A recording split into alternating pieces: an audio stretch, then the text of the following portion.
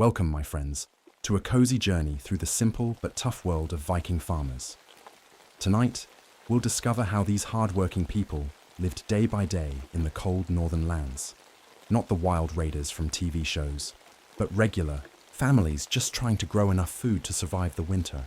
These were folks who woke up before the sun, worked until their hands blistered, and somehow kept going even when the weather turned against them.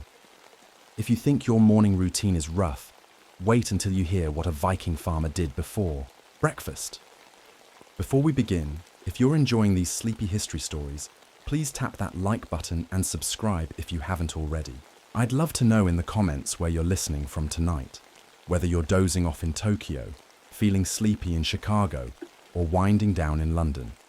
Now, dim your lights, get comfortable under your blankets, and let's travel back, together to a time when survival depended on knowing exactly when to plant your barley and how to keep your animals alive through the freezing winter. When most people think about Vikings, they imagine warriors with big axes and boats. But did you know that most Vikings were actually farmers? That's right. They spent more time digging in dirt than fighting in battles. If you woke up tomorrow, as a Viking farmer, you probably wouldn't last even one day. First, the land in places like Norway and Sweden wasn't very good for farming. It was rocky, with thin soil that wasn't very rich. You'd have to work extra hard just to grow enough food to eat. Viking farmers didn't have tractors or machines. They had to clear land by hand, pulling up rocks and cutting down trees with simple axes. Imagine trying to pull huge rocks out of the ground with just your hands and maybe a wooden lever. Your back would hurt within an hour, and you'd have blisters covering your hands by lunchtime. The weather didn't help either. Summers were short in the north, giving farmers only a small window to grow their crops. If you planted too early, a late frost might kill everything. If you planted too late, your crops wouldn't have time to grow before winter came back. Viking farmers grew simple crops that could handle the tough conditions. Barley was their main grain because it could grow in poor soil and cool weather. They also grew oats, rye, and some wheat in places with better soil. These weren't the big golden wheat fields you might picture. Viking grain fields were smaller, with shorter plants that produced less grain than modern varieties. To make the soil better, Vikings had a clever trick. They would cut squares of grassy turf from areas with good soil and move them to their fields. They might also mix in seaweed they collected from beaches, which added nutrients to the soil. Without chemical fertilizers, they relied on animal manure to keep their fields productive. Vikings didn't plant their crops in neat rows like we do today. Instead, they scattered seeds by hand, walking back and forth across their fields. This method, called broadcast sowing, meant that seeds weren't evenly spaced, and many would be eaten by birds or fail to sprout. A modern farmer would be shocked by how much seed was wasted. The tools Viking farmers used were simple but effective. Their main farming tool was called an ARD, a basic plough that didn't turn the soil over but just cut a groove in it. You would have to hold the ard steady while pushing it through rocky soil, fighting to keep it moving in a straight line while an ox or horse pulled it forward. Your arms would shake from the effort, and each rock the ard hit would send painful jolts up through your hands. After planting, the long wait began. Viking farmers had to constantly watch for weeds, pulling them by hand to give their crops a fighting chance. When birds came to eat the seeds, children would run through the fields, scaring them away. Every day brought new challenges. Too much. Rain could rot the seeds, while too little would leave them dry and dead. The hardest part of being a Viking farmer wasn't just the physical work, it was living with uncertainty. One bad summer could mean hunger for your family. One early frost could destroy weeks of hard work. There were no grocery stores to visit if your crop failed, no food banks or government assistance. Your survival depended entirely on your ability to work with the land. Vikings adapted to these challenges by being incredibly resourceful. They learned exactly when to plant based on natural signs rather than calendars. They watched bird migrations, the blooming of certain flowers, and even the behavior of insects to know when the time was right. This knowledge took generations to develop and wasn't written down in books. It was passed from parent to child through working together in the fields. If a Viking farmer from the 9th century could see modern farming with tractors, fertilizers, and weather forecasts, they would think it was magic. The idea of sitting in a covered, heated cab while machinery did the digging would seem like something from another world. The physical strength and endurance of Viking farmers was built through necessity. Their bodies adapted to the demanding work, or they simply couldn't survive. As you lay in your soft bed tonight, what would it feel like to know that your next meal depended entirely on your own physical labor? How would you handle the ache in your muscles, the blisters on your hands, and the constant worry about the weather? The Viking farmers didn't just grow food, they battled nature every day with simple tools and their own determination. What skills would you need to learn first if you suddenly had to farm like a Viking? And what would happen when the harvest was finally over? If you somehow made it through your first day as a Viking farmer, you'd quickly learn that farming wasn't just about digging in dirt. It was about living in rhythm with the seasons. Each time of year brought its own special jobs and challenges. In spring, as the snow melted and the ground softened, Viking farmers rushed to prepare their fields. Time was precious because the growing season was short. While modern farmers might wait for the perfect soil temperature, Viking farmers had to make tough choices. Plant too early and frost might kill everything, but wait too long and crops wouldn't have time to grow. Your day would start before the sun came up. You'd eat a simple breakfast of leftover porridge from the night before, cold and plain, nothing like your favorite breakfast cereal. Then you'd head outside with your family to begin the day's work, no matter if it was raining or cold. Spring ploughing was especially hard work. Remember that ard plough I mentioned? You'd have to guide it while someone else handled the animals pulling it. The first pass would barely scratch the soil's surface. You'd need to cross the field again and again, your arms shaking from the effort of keeping the plough straight. A modern plough turns soil completely over, burying weeds and bringing fresh soil to the top. But a Viking ard just cut shallow furrows, which meant you'd have to crisscross your field multiple times to prepare it properly. A job that takes hours with modern equipment would take days or even weeks of backbreaking work. After ploughing came the harrow, a heavy wooden frame with wooden pegs or iron teeth that broke up clumps of soil.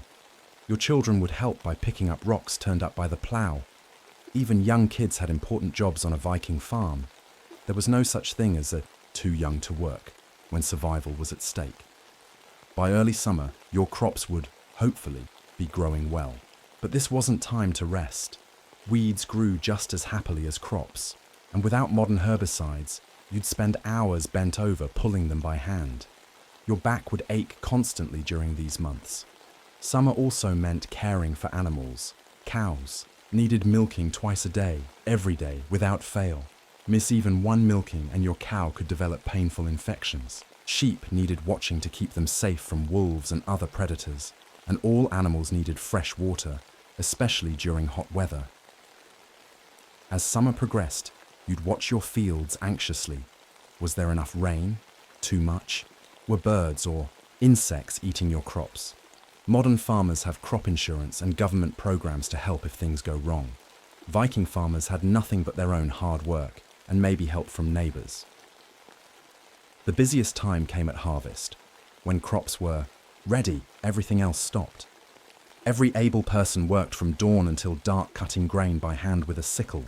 This tool, a curved blade with a short handle, required you to bend over or kneel as you worked, cutting just a handful of stalks at a time.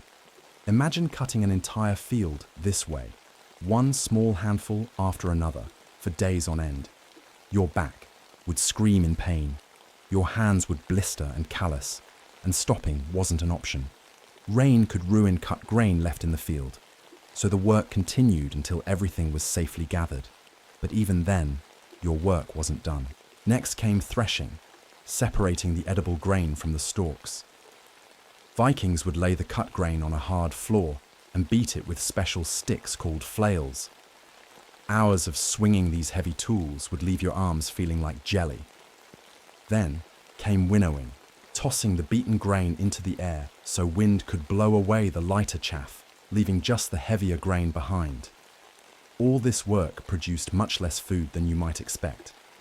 A Viking farmer would be lucky to harvest 5 times as much grain as was planted. Modern farmers expect yields 30 times higher. This meant that most of what Vikings grew had to be saved for the next year's planting. Eating your seed grain was a desperate measure that could mean starvation the following year. Fall brought a rush to prepare for winter. Hay had to be cut and dried to feed animals during the cold months. Vegetables like turnips and cabbage were harvested and stored in root cellars. Wood needed cutting and stacking for winter fires. There was no central heating waiting if you didn't prepare enough. Firewood, just a cold house and possibly freezing to death. As days grew shorter, Vikings would spend more time indoors, but not relaxing. Winter was the time for repairing tools, making clothing, and other indoor work. Women would spin wool into thread and weave cloth on simple looms. Men would carve new handles for tools or make repairs to the house.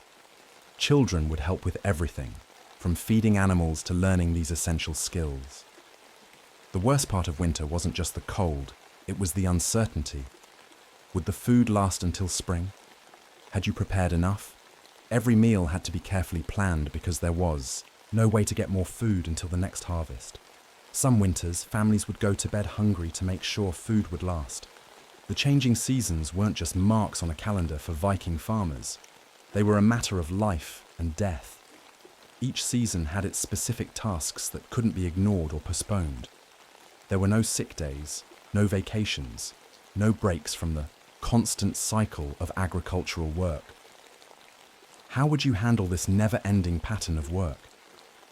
And what happened when nature didn't cooperate with all these carefully timed activities? Even if you managed to learn all the farming skills and got used to the hard daily work, there was one thing you could never control as a Viking farmer: the weather. And in Viking times, bad weather wasn't just an inconvenience, it could be a death sentence. Imagine waking up one summer morning to find frost covering your fields in June. The tender green shoots of your barley, which had been growing so well, are now black and wilting.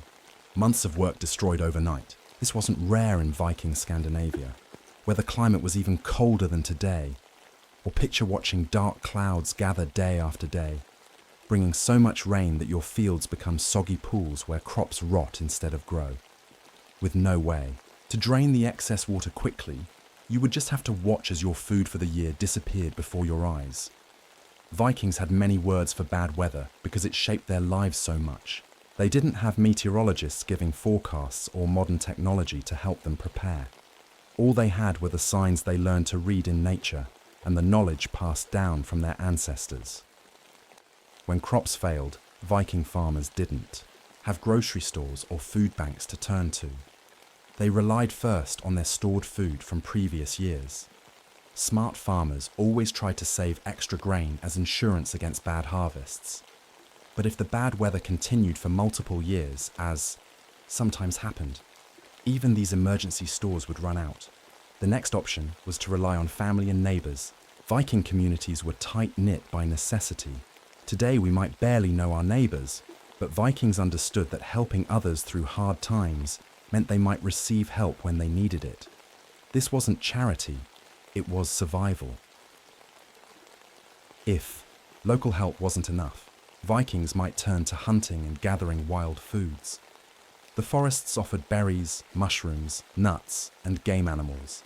The sea and rivers provided fish, but these resources could also fail in bad years, or be quickly used up if too many people relied on them.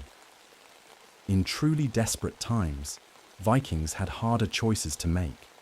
Some would leave their farms and join raiding parties. Yes, the famous Viking. Raids were sometimes driven by hunger at home, not just a desire for treasure. Others might have to abandon their farms entirely and move to areas with better conditions, if they could find any. The worst outcome, which historical evidence shows happened during particularly harsh times, was starvation. Archaeological findings reveal that during severe famines, some Viking communities faced terrible choices, including infanticide, allowing the weakest babies to die so others might live. This grim reality shows just how thin the line between survival and disaster could be. But it wasn't just weather that Viking farmers feared. Plant diseases could sweep through fields, turning healthy crops into blackened, useless stalks. Insect swarms could descend and eat everything in their path. Without modern pesticides or resistant crop varieties, farmers could only watch helplessly as their hard work was destroyed. Animals faced their own threats. Livestock diseases could quickly spread through a farm's animals, killing vital resources. Predators like wolves might attack sheep or cattle. Even theft was a concern. Other desperate people might steal animals or stored food, especially during hard times. Vikings developed clever ways to reduce some of these risks. One strategy was to grow different crops in separate fields, so, if disease struck one type of grain, others might survive. They also farmed multiple small plots rather than one large field, sometimes spread across different locations with varying conditions. For food storage, Vikings built special structures designed to protect grain and other foods from moisture, rodents, and insects. Some communities had raised storehouses with mushroom-shaped posts that mice and rats couldn't climb. Underground storage pits lined with clay kept some foods cool and protected. But even with all these precautions, Viking farmers lived with a level of uncertainty we can barely imagine today. Every spring brought hope, and every unusual weather pattern brought worry. They couldn't check a weather app or order food delivery if things went wrong. This constant awareness of risk shaped Viking culture in profound ways. Their religious practices included many rituals aimed at ensuring good harvests. They made offerings to gods like Freya, who was associated with fertility and good seasons. These weren't just superstitions to them, they were essential attempts to influence forces they couldn't control. The Norse sagas, those famous Viking stories, often feature themes of facing hardship with courage and endurance. These values weren't just for warriors, they were survival traits for farmers who had to pick themselves up after devastating crop failures and try again, year after year. If you somehow traveled back to become a Viking farmer, you might learn all the right skills and work as hard as possible. But still, factors completely outside your control could determine whether your family thrived or starved. This constant dance with uncertainty required a mental toughness that few modern people have needed to develop. As you drift off to sleep tonight, warm and well-fed, think about those ancient farmers watching storm clouds gather over their fields, knowing that each drop of rain might mean the difference between feast and famine, between life and death. Their story isn't as exciting as tales of Viking warriors, but it's one of true human courage. The quiet, everyday bravery of facing an uncertain future and working anyway, season after season, year after year. If you think your mornings are rough, imagine waking up as a Viking farmer. There's no alarm clock, but you don't need one. You rise with the sun, or even before it in summer months when work demands are highest. Your bed isn't a comfortable mattress, but a simple straw-filled sack on a wooden platform. And there's definitely no hitting the snooze button. Your Viking house has no bathroom for your morning routine. Instead, you might wash your face quickly with water from a wooden bucket, if you bother washing at all. Vikings were actually cleaner than many other Europeans of their time, but their standards would still shock you. A full bath might happen once a week in summer, much less often in winter when heating water took precious fuel. The first thing you'd notice upon waking is the smell.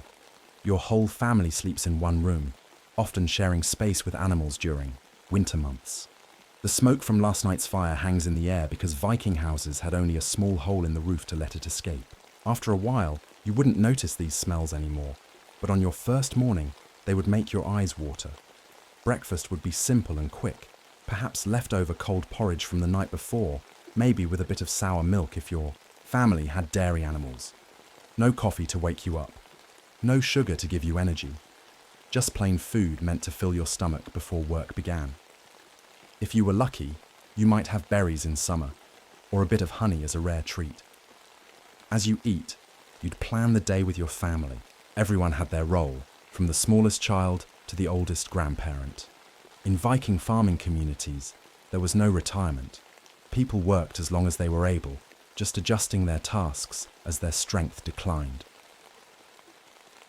The morning division of labor followed traditional gender roles, though these weren't as rigid as you might think.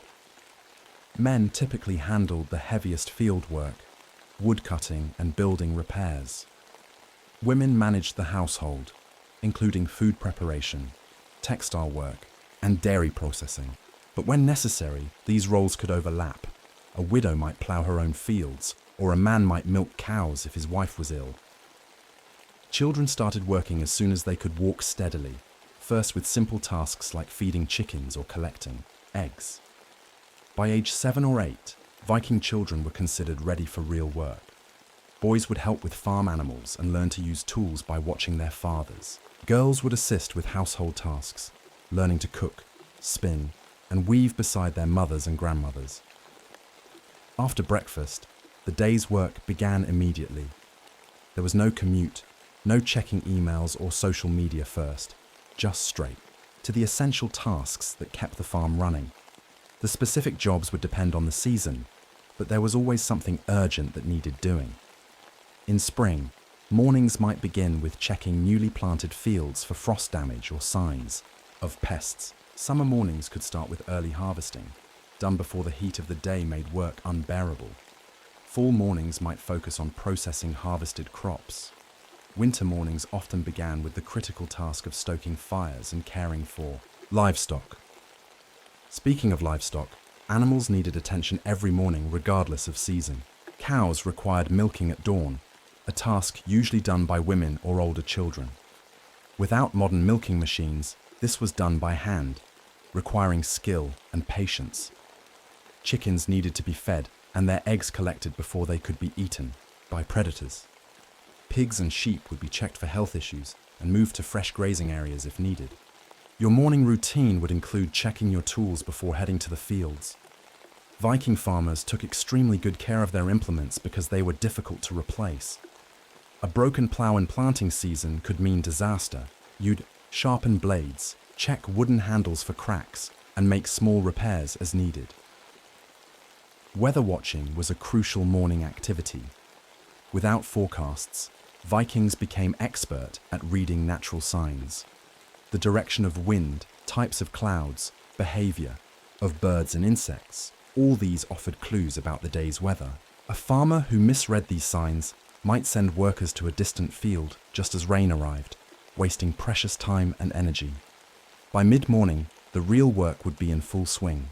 The main meal of the day wasn't breakfast or dinner, but a hearty lunch eaten around midday when workers needed energy the most. Women might bring food to the fields, so work wouldn't be interrupted for long. This meal typically included bread, cheese if available, and perhaps dried meat or fish. One thing you'd quickly notice about Viking morning routines: there was no rush to finish tasks. Modern life trains us to get things done quickly so we can move on to something else.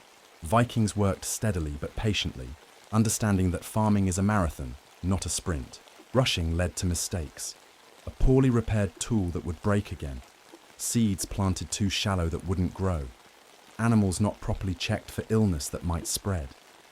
As the sun climbed higher in the sky, you'd fall into the rhythm of farm work, your body already tired but knowing the day had only just begun. The morning hours would pass without clocks to mark them, measured instead by the sun's position and the tasks completed. And all this happened before what we would consider lunchtime. How would you handle the afternoon hours when muscles already ached but much work remained? And what happened when evening finally arrived? By midday, your modern body would already be exhausted from the morning's work, but Viking farmers were just hitting their stride. The afternoon brought no break in the constant work needed to keep the farm running and ensure survival. After the midday meal, which was eaten quickly with little conversation about anything except work, you'd return to your tasks with the sun high overhead. Summer afternoons in Scandinavia could be surprisingly warm, even hot.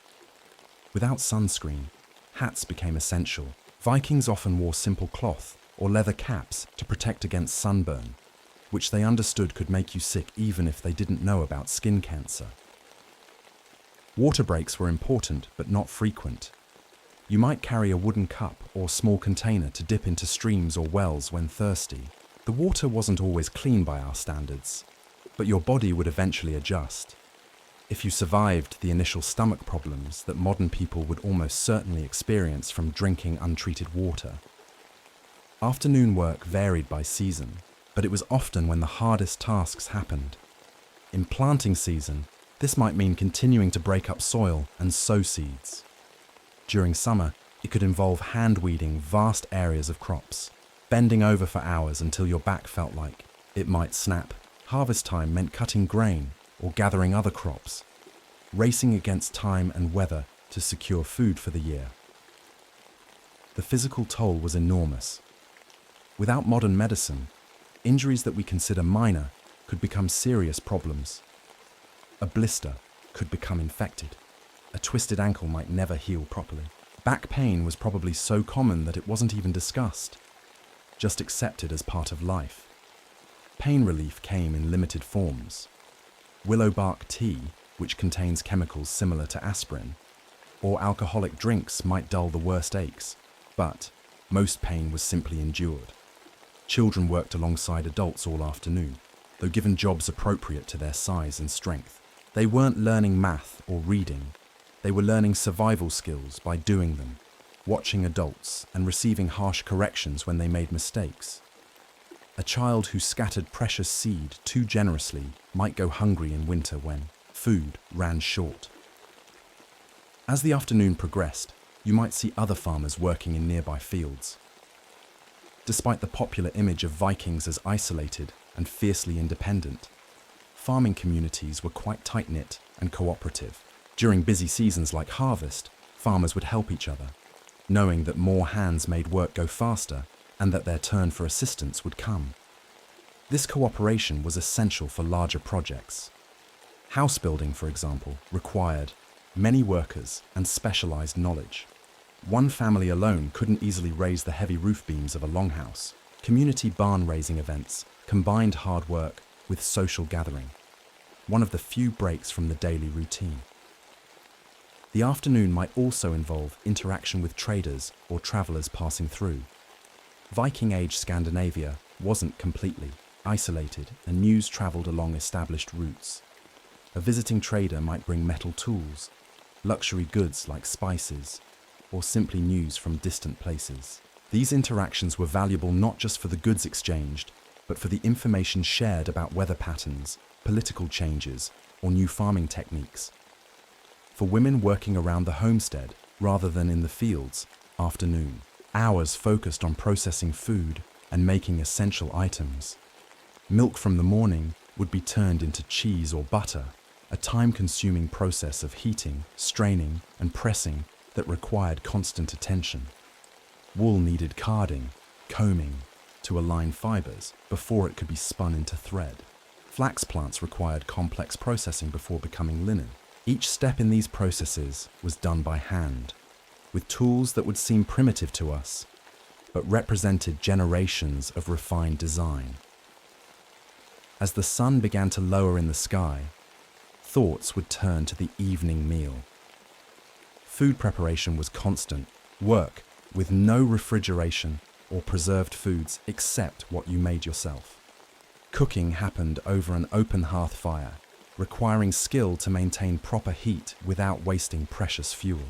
The main meal might include a thin stew of vegetables and perhaps small amounts of meat or fish, served with bread or porridge. The portions would seem small to modern appetites, and the flavors bland without many of the spices we take for granted. Before full darkness fell, essential evening chores needed completion. Animals had to be brought in from pasture, counted to ensure none had wandered off or been taken by predators.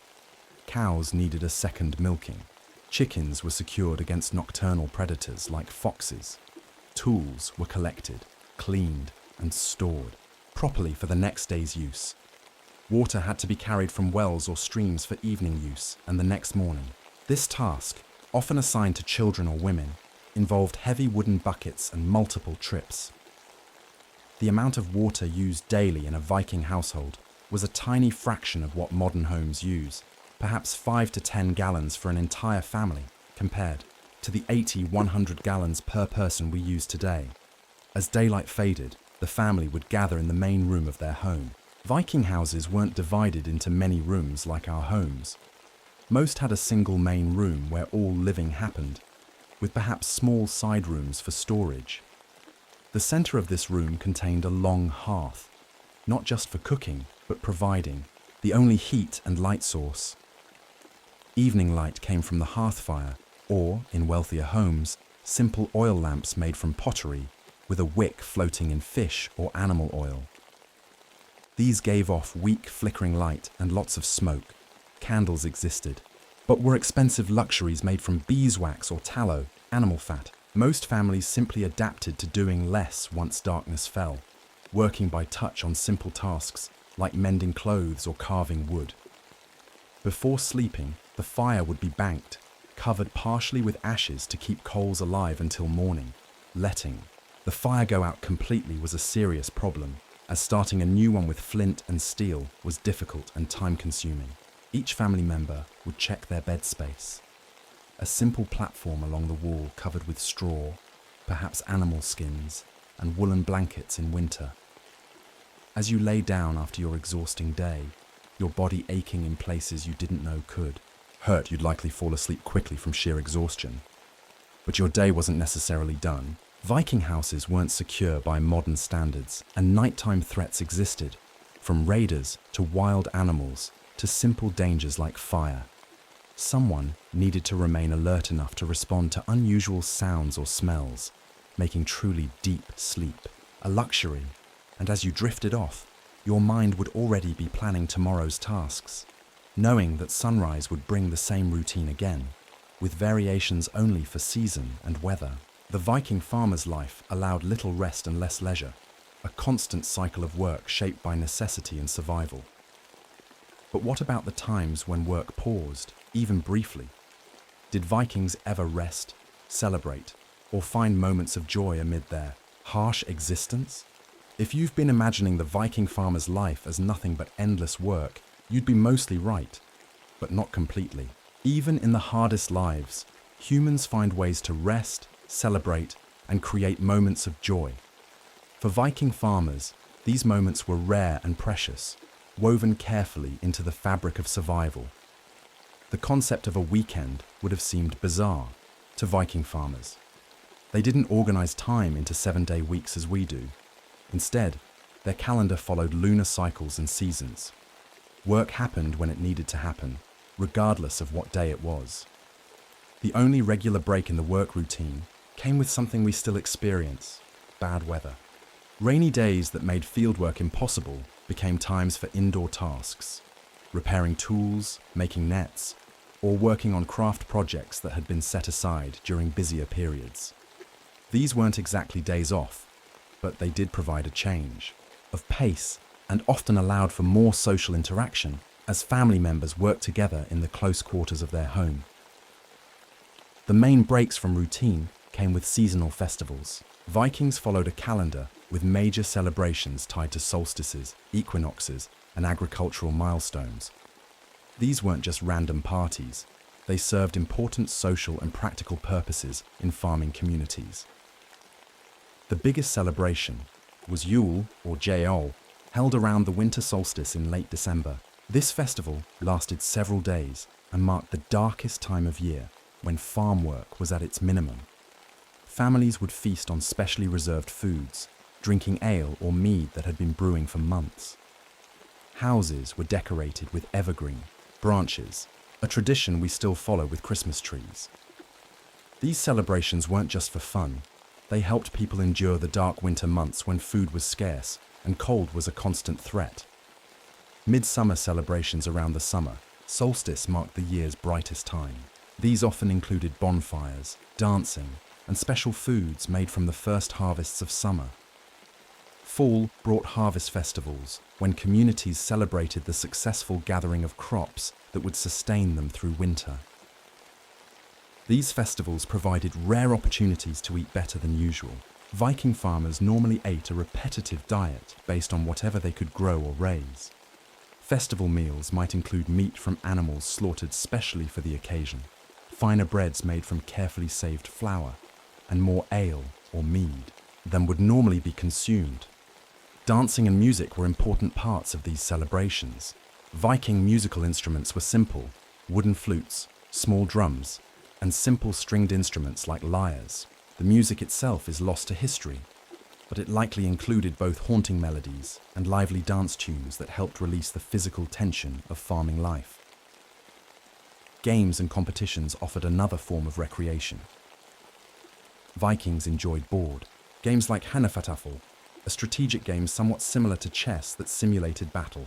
Physical competitions included wrestling, stone throwing, and simple ball games. These weren't just for fun. They helped maintain physical skills that might be needed for defense or hunting. For children, play was both recreation and education. Their toys were simple: carved wooden animals, cloth dolls, or miniature versions of adult tools. By playing with these items, children practiced skills they would need as adults while still experiencing the joy of play that all children seek. Storytelling provided entertainment during long winter evenings when darkness fell. Early and outdoor work was limited. The Norse were famous for their sagas, long, detailed stories that combined history, mythology, and family tales. These weren't written down during the Viking Age, but were memorized and passed on orally. Families would gather around the hearth, fire while someone with a good memory and strong voice shared these tales, keeping alive the history and values of their culture. Viking farmers also found small moments of rest within their daily routines. Summer evenings might allow for a brief sit on a bench outside the house, watching the sunset and feeling the day's heat fade. Winter mornings might include a few extra moments by the fire before facing the cold. These weren't scheduled breaks, but stolen moments of rest grabbed when circumstances allowed. Social visits between neighboring farms provided both practical benefits and emotional relief from isolation. While visiting neighbors, farmers would exchange news, share solutions to common problems, arrange marriages between children, and simply enjoy human companionship beyond their immediate family. These visits often happened during winter, when farm work was less demanding, or on important occasions like births, weddings, and funerals. Weddings were major social events that could last several days, providing a welcome break from routine for the entire community. They included feasting, gift-giving, and ritual elements that bound families together. Viking wedding traditions were practical as well as celebratory. They publicly established important new family alliances that could provide support during hard times. Even regular meals could include small elements of relaxation and pleasure. While eating was generally quick and practical, evening meals especially might include family conversation, sharing observations from the day, or planning for tomorrow. The hearth fire provided not just cooking heat, but a focal point for family gathering, its light and warmth creating a natural space for brief moments of connection. One aspect of Viking life that mixed work and pleasure was handicrafts. During winter evenings or bad weather, both men and women worked on projects that were necessary, but also allowed for creativity. Women spinning wool or weaving cloth might create simple decorative patterns. Men carving wooden items or working with leather might add small decorative touches. These weren't pure art for art's sake. Everything had a practical purpose, but they did allow for personal expression within the demands of survival. Drinking was another way Vikings occasionally relaxed. Ale was a common drink, safer than water, in many cases because the brewing process killed harmful bacteria. Special occasions might call for mead, a honey-based alcoholic drink that was considered somewhat magical because of its sweet taste and strong effect. These drinks weren't consumed daily to the point of drunkenness. Alcohol was too valuable to waste. But they did provide occasional relief from the hardships of farming life. Religion offered another kind of break from daily concerns. Viking religious practices included both private family rituals and larger community ceremonies. These weren't separate from daily life, but woven into it, with small offerings made to household spirits believed to protect the farm, or larger ceremonies at key points in the agricultural year. Religious observances gave farmers a sense that they weren't entirely at the mercy of natural forces, but could, through proper rituals, influence the powers that controlled weather, fertility, and health. What's striking about Viking leisure is how tightly it was bound to necessity. Even their celebrations had practical purposes, building community bonds that ensured mutual aid in hard times, marking seasonal transitions that affected farming work, or passing on essential knowledge through stories. Pure recreation for its own sake was a luxury few could afford when survival required constant effort.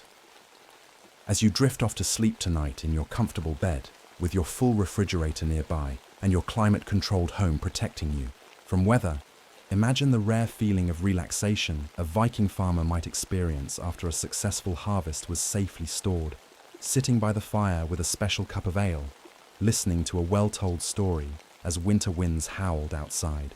That simple moment of security and comfort would have been as precious to them as our most elaborate vacations are to us.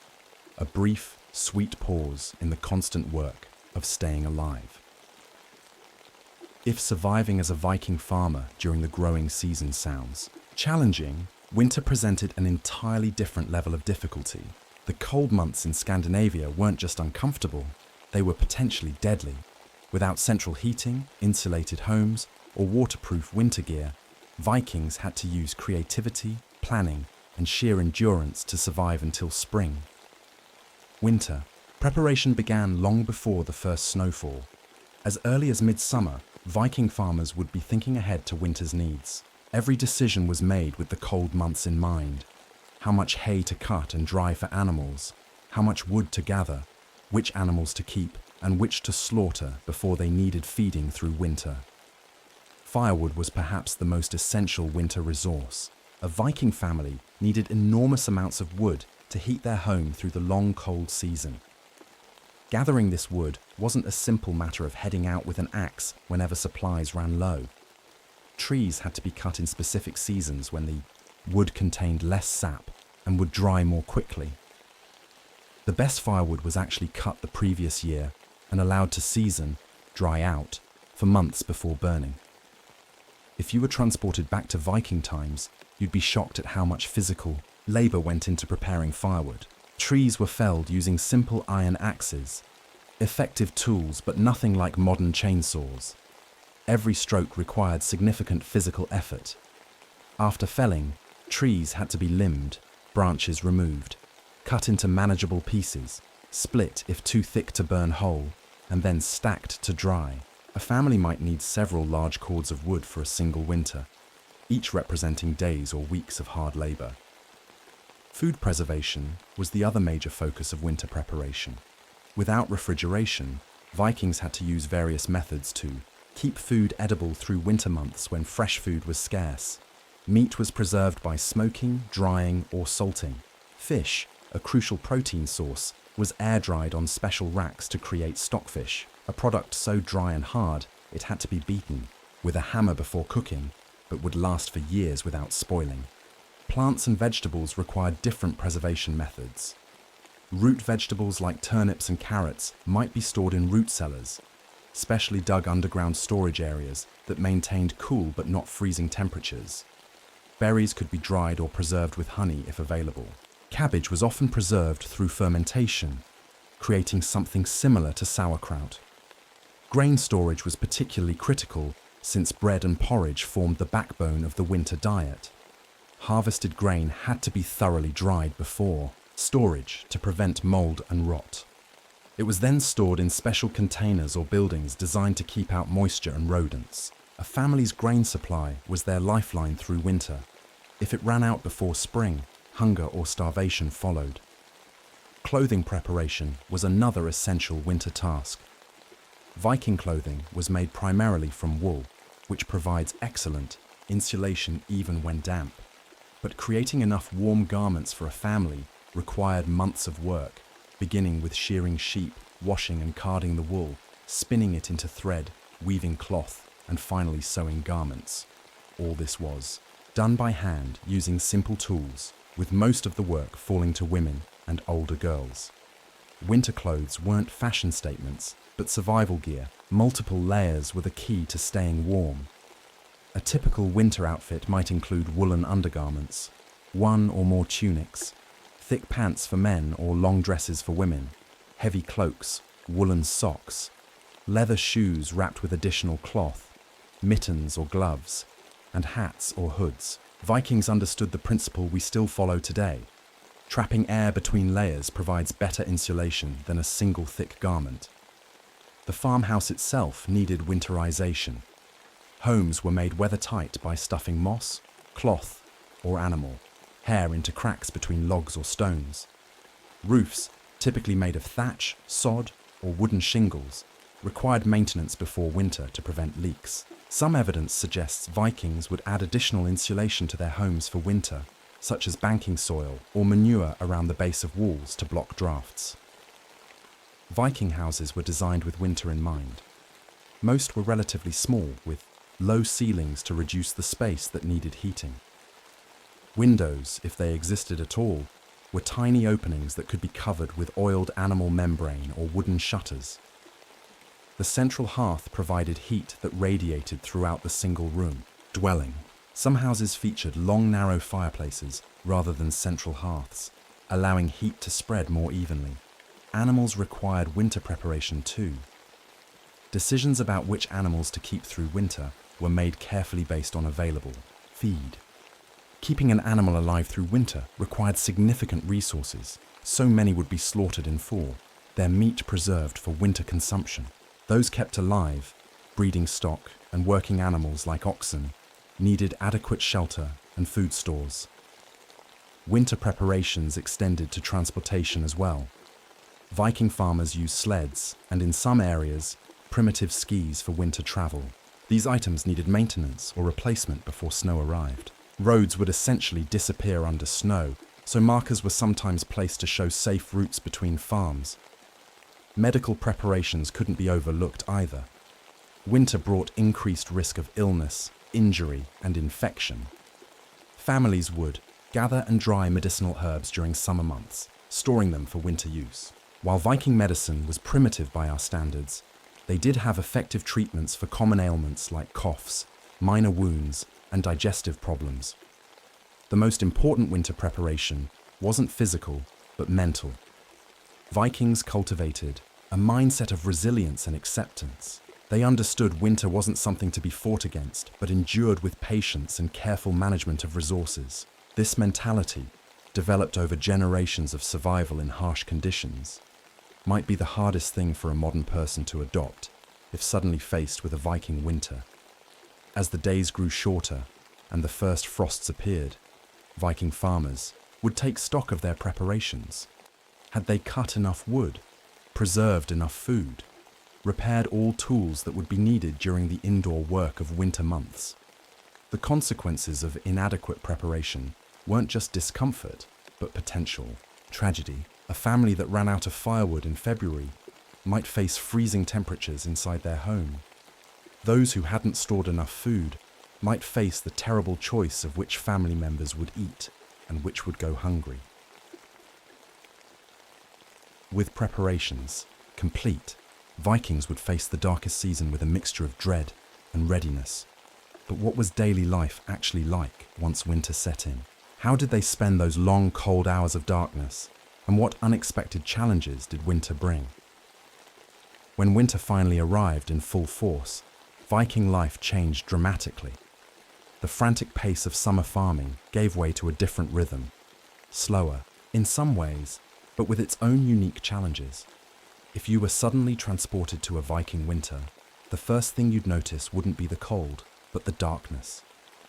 Winter days in Scandinavia are incredibly short. In the southern parts, you might get 6 to 7 hours of daylight, but in northern regions, the sun might barely peak above the horizon for a couple of hours, creating a twilight that never brightened to full day before fading again.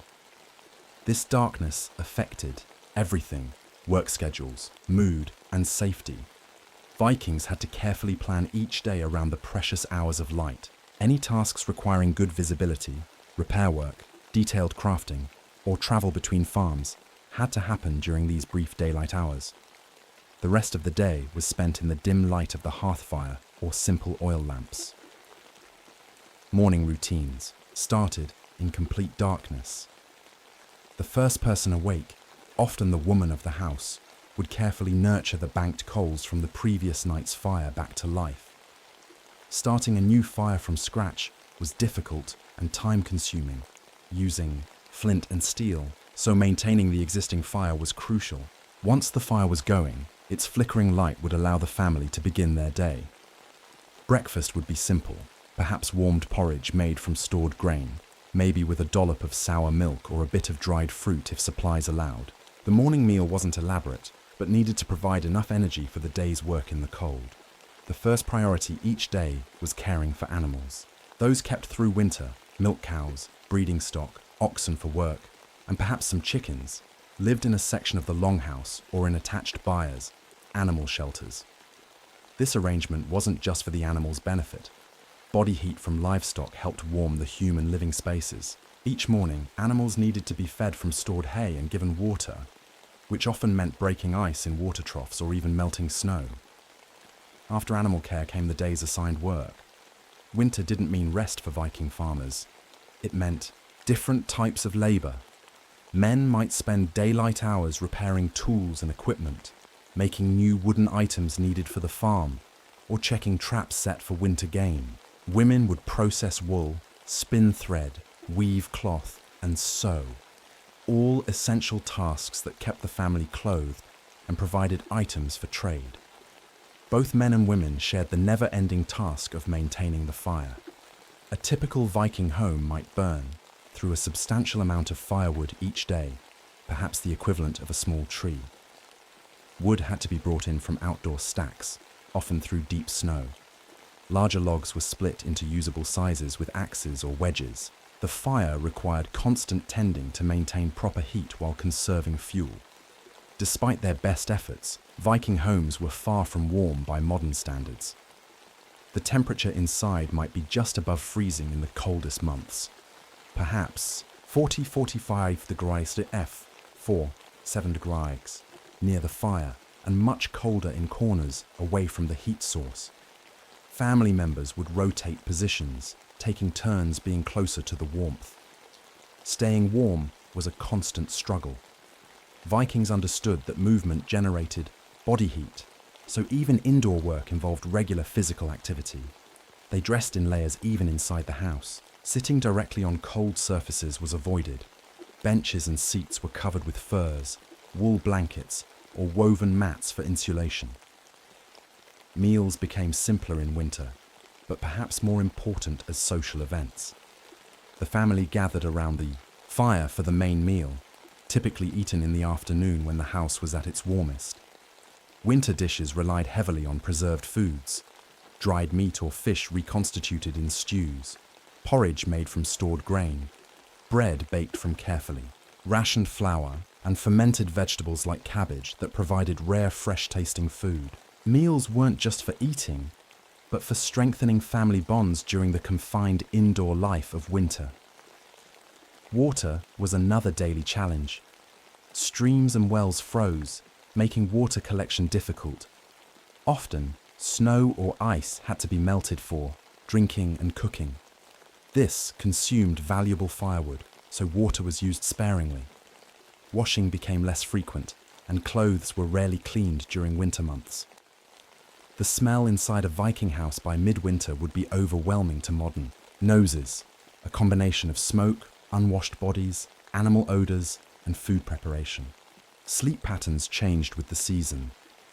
Without artificial light, Vikings tended to sleep more in winter, often dividing the long night into 2 sleep periods, with a period of quiet wakefulness between. During this midnight waking, they might stoke the fire, check on animals, or simply sit quietly, talking in the firelight before returning to sleep until dawn. The cold brought health challenges too. Respiratory illnesses spread easily in the smoke-filled, poorly ventilated houses. Frostbite was a constant danger during outdoor work. Even indoor activities carried risks. Burns from the fire, cuts from tools, and infections that spread quickly in crowded conditions. Medical treatments were limited to herbal remedies, poultices, and simple bandaging. Serious injuries or illnesses often proved fatal during winter when travel to seek help was difficult or impossible. Winter was also a time of increased danger from outside threats. Bears, wolves, and other predators, hungry during the lean months, might attack livestock or even humans. Raiders from other communities, facing their own food shortages, might target farms known to have good storage. Each farm essentially became an island of survival, sometimes cut off from neighbors for weeks by heavy snow or storms. Weather dominated daily life in ways we can barely imagine. A sudden snowstorm could make outdoor work impossible and even threaten survival if it prevented caring for animals or accessing food stores. Vikings became expert at reading weather signs and planning accordingly. If bad weather threatened, they would prepare by bringing in extra firewood, checking on animal shelters, and making sure food and water were accessible. For all its hardships, winter did offer some benefits. The frozen ground made transport of heavy items easier using sleds. Meat from winter hunting stayed fresh longer in the cold. Some activities, like ice fishing, were only possible during winter months. Most importantly, winter brought communities together. Isolation forced families to rely on each other more heavily, strengthening bonds of kinship and friendship. Winter evenings were the time for storytelling, music, and passing on knowledge. The long, dark hours by the fire became a school for Viking children who learned their culture's history, values, and practical skills through tales and instruction.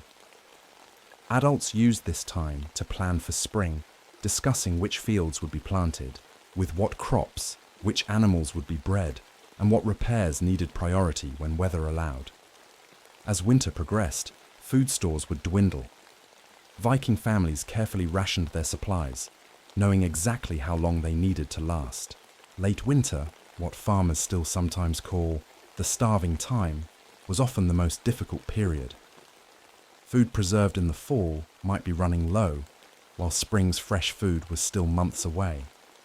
Meals became smaller and less varied.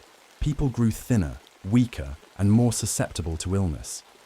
The psychological toll of winter couldn't be ignored.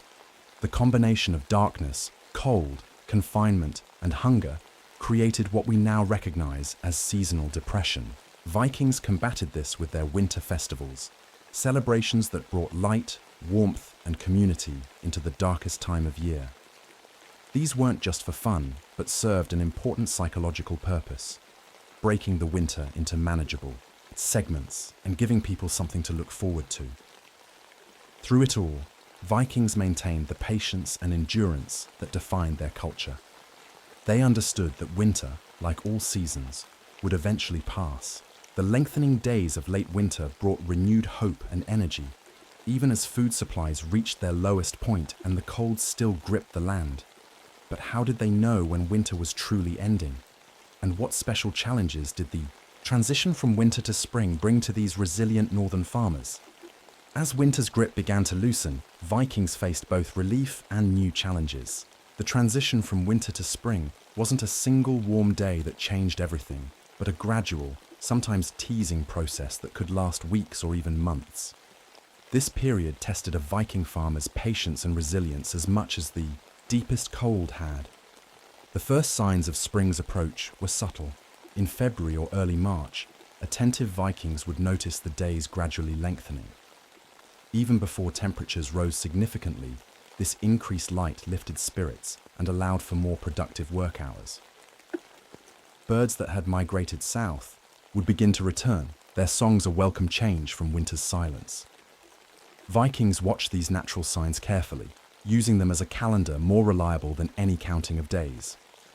The spring thaw brought its own set of problems. As snow melted, Viking farmsteads could become muddy, flooded messes. Carefully maintained winter paths disappeared under slush and mud, making travel difficult in new ways. The freeze-thaw cycle could damage buildings and equipment as ice expanded, in cracks during night freezes, then melted during warmer days. Food supplies reached their most critical point during this transition. Winter stores were nearly depleted, yet new growth hadn't produced anything edible. This period was sometimes called starving spring. Historically, more people died of hunger in early spring than in the depths of winter. Vikings relied on careful rationing and increased hunting efforts to bridge this dangerous gap. The thaw revealed things hidden by winter's blanket of snow, some welcome, others not. Dead animals that hadn't survived the winter, damage to fences and outbuildings, tools accidentally left outside. All became visible as snow receded. The first days of spring often involved discovering and dealing with winter's accumulated damages. Animals that had been kept in barns or byres all winter needed special attention during the thaw. After months of eating dry hay, the first fresh, grass could cause digestive problems if animals ate too much too quickly. Livestock that had lost weight during winter were particularly vulnerable to disease during this transition time. Viking farmers would carefully manage their animals' return to pasture, allowing only limited grazing at first. As the soil thawed and dried enough to work, the pace of farm life accelerated dramatically. Fields needed to be prepared and planted as soon as possible to take advantage of the short northern growing season. This created an urgent rush of activity after the relative quiet of winter. Everyone, regardless of age or status, participated in spring planting. The family's survival depended on it. Water management became a crucial skill during the thaw. Snowmelt could flood fields, washing away valuable topsoil or drowning newly planted seeds. Vikings dug drainage ditches and channels to direct excess water away from fields and buildings. This was heavy, muddy work performed in still cold temperatures, physically demanding and uncomfortable. With the coming of spring, Vikings had to assess how well they had managed winter's challenges. Had their food storage methods worked effectively? Did their homes stay warm enough with the amount of firewood they had prepared? Had all family members remained reasonably healthy? These assessments weren't academic. They directly informed preparations for the next winter, which would begin almost as soon as spring planting was complete. Perhaps the most important aspect of surviving a Viking winter was the mental resilience it built. Modern people facing temporary power outages or heating failures often panic quickly. Vikings approached winter as an expected, manageable challenge. They didn't fight against the season, but worked with it, adapting their activities, expectations, and needs to match what each part of the year offered. This mental toughness came from several sources. First was simple necessity. Complaining about winter didn't make it warmer or shorter, so a practical attitude prevailed. Second was community knowledge. Each generation passed down tested survival strategies to the next. Third was religious and cultural framing. Viking beliefs included accepting that life contained hardship, which must be faced with courage. The Viking approach to winter survival offers lessons that remain relevant today. They understood the importance of preparation, not waiting until the first snowfall to gather resources. They practiced conservation of crucial supplies, using only what was necessary and finding creative ways to reuse and repurpose items. They maintained flexibility, adjusting their activities to match conditions rather than trying to maintain summer patterns during winter months. Vikings also recognized the importance of community for survival. Winter was when social bonds proved their value, as neighbors helped each other with difficult tasks or shared resources when one family faced shortage. These weren't just acts of kindness, but part of a practical survival system. The family you helped this winter might save yours next year. The role of knowledge in winter survival can't be overstated. Vikings passed down detailed information about weather prediction, food preservation, clothing manufacturing, and shelter maintenance. This knowledge wasn't written in books, but embedded in daily practice and oral tradition. Children learned by doing and observing, gaining the skills they would need to survive their own winters as adults. Perhaps most striking to modern sensibilities was the Viking acceptance of physical discomfort. They didn't expect to be completely warm, fully fed, and perfectly comfortable throughout winter. Instead, they developed tolerance for cold, hunger, darkness, and confinement that would seem unbearable to most of us today. This wasn't because they enjoyed suffering, but because they understood that survival sometimes required enduring discomfort. The Norse sagas, while often focusing on more dramatic adventures, contain references to the quiet heroism of winter survival. Characters are admired not just for battlefield courage, but for showing steadfastness through the dark months. 4. Clever solutions to winter problems and for generosity to others during times of scarcity. This cultural celebration of winter resilience reinforced the behaviors needed for survival. As you lie in your temperature-controlled home tonight, perhaps under an electric blanket, consider how different your relationship with winter is from that of a Viking farmer.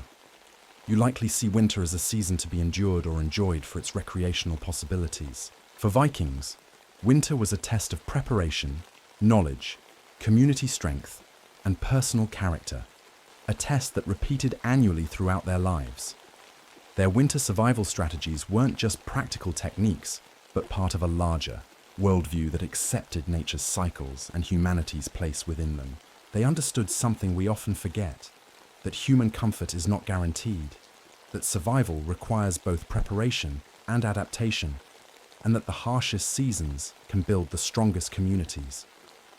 The next time you complain about a cold day or a power outage, remember the Viking farmer who would have considered your centrally heated home with its electric lights, running water, and refrigerated food an impossible luxury. Their winter story isn't just history, it's a reminder of human adaptability and resilience, qualities we may yet need as we face our own uncertain futures. If you were suddenly transported back to a Viking farm, one of the biggest shocks would be the constant focus on food, not just eating it, but producing it, preserving it, and ensuring there would be enough to last through winter and into the next growing season. For Viking farmers, crops weren't just one aspect of life. They were quite literally the difference between life and death. The crops Viking farmers grew might surprise you. When we think of staple foods today, we might picture wheat bread, rice, corn, and potatoes. But Viking farmers had a much more limited palette of crops, chosen specifically for their ability to grow in the challenging northern climate. Barley was the backbone of Viking agriculture. This humble grain could grow in poor soil and cool conditions, where other grains would fail. It matured quickly during the short northern summer and provided substantial calories. Vikings used barley for making bread, porridge, and beer, 3 essentials of their diet. The barley they grew wasn't the high-yielding variety we have today, but smaller, less productive ancient types that required more labor for less food. Rye was another important grain, especially in areas with sandy soils. It could survive winter, freezes better than most grains, so it was often planted in fall and harvested the following summer. Rye bread was a dense, dark loaf that kept well, perfect for the Viking diet. If you've ever had traditional pumpernickel bread, you've tasted something similar to what Vikings might have eaten. Oats grew well in the damper parts of Scandinavia. They required less fertility than wheat, but could still provide nutritious food for both humans and animals. Oat porridge was a common breakfast, providing slow-burning energy for the day's work. Vikings also used oats to make flatbreads cooked on hot stones beside the fire. Wheat was grown in limited amounts, mainly in Denmark and southern Sweden where conditions were more favorable.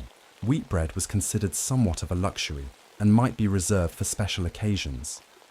The wheat varieties Vikings grew were ancient types, shorter, less productive, and with different baking qualities than modern wheat. Beyond grains, Vikings grew a variety of vegetables, though in smaller quantities than modern gardens. Onions, leeks, and garlic were important both as food and as medicinal plants. Root vegetables like turnips, carrots, and parsnips stored well through winter and provided essential nutrients. Cabbage and kale could survive cold temperatures and offered rare green vegetables during early spring when other foods were scarce.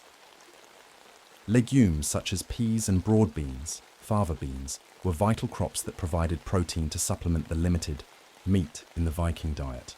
These were often dried for winter storage and added to stews and porridges. Beans also had the benefit of fixing nitrogen in the soil. Though Vikings wouldn't have understood the science behind this, they simply knew that land grew better crops after beans had been planted there. Flax was grown not primarily for food, but for fiber to make linen cloth. However, the seeds, what we now call flax seeds, were also used in cooking and had medicinal purposes. Growing flax required special skills. It needed to be harvested at precisely the right time and processed through multiple steps before becoming usable fiber. Herbs were cultivated in small garden plots near houses. These weren't just for flavoring food, but served important medicinal purposes. Dill, mustard, horseradish, thyme, and many other herbs provided both taste and health benefits. Vikings understood that some herbs helped preserve food, others aided digestion, and still others could help treat common illnesses. Fruit was more gathered than cultivated during the Viking Age. Wild berries, lingonberries, blueberries, cloudberries, and others were collected in summer and preserved for winter use. Apples existed, but were small, tart varieties, nothing like our modern sweet apples. In some areas, Vikings cultivated small orchards of fruit trees, but these were uncommon compared to field crops. Growing these crops in the challenging Scandinavian environment required specialized knowledge and techniques. Vikings couldn't simply scatter seeds and hope for the best. Their margin for error was too small, and failure meant hunger. Field preparation began as soon as the ground thawed enough to work in spring. Using their ARD plows, Vikings would break up the soil surface. Unlike modern plows that turn soil over completely, the ARD merely scratched the surface, requiring multiple passes in different directions to properly prepare a field. After plowing, farmers would break up soil clumps using harrows. Wooden frames with downward-pointing teeth dragged across the field. Sowing seeds required careful judgment. Plant too early, and a late frost could kill germinating seeds. Plant too late, and crops might not mature before autumn frosts. Vikings relied on natural signs rather than calendars. The leafing of certain trees, the return of specific birds, or the flowering of wild plants would indicate when planting should begin. Without commercial fertilizers, Vikings used several methods to maintain soil fertility. Animal manure was carefully collected and spread on fields. Seaweed gathered from beaches provided minerals to the soil. Some fields would be left fallow, unplanted, for a season to recover nutrients. Others would be used as temporary pasture, with animals grazing and directly fertilizing the land with their droppings. Vikings practiced crop rotation long before agricultural science explained why it worked. They observed that growing the same crop in the same field year after year led to declining yields. By alternating different types of crops, fields remained more productive. A simple rotation might involve growing barley one year, beans the next, and perhaps leaving the field fallow in the third year before starting the cycle again. Water management was crucial for successful crops. Too much rain could rot seeds or wash away soil. Too little would stunt growth or kill plants entirely. Vikings dug drainage ditches to remove excess water from fields and, in some areas, created simple irrigation systems to deliver water during dry periods. These weren't elaborate technologies, but represented important adaptations to local conditions. Weed control was constant work done entirely by hand. Men, women, and children would walk through growing fields, bending to pull out unwanted plants that competed with crops for nutrients and water.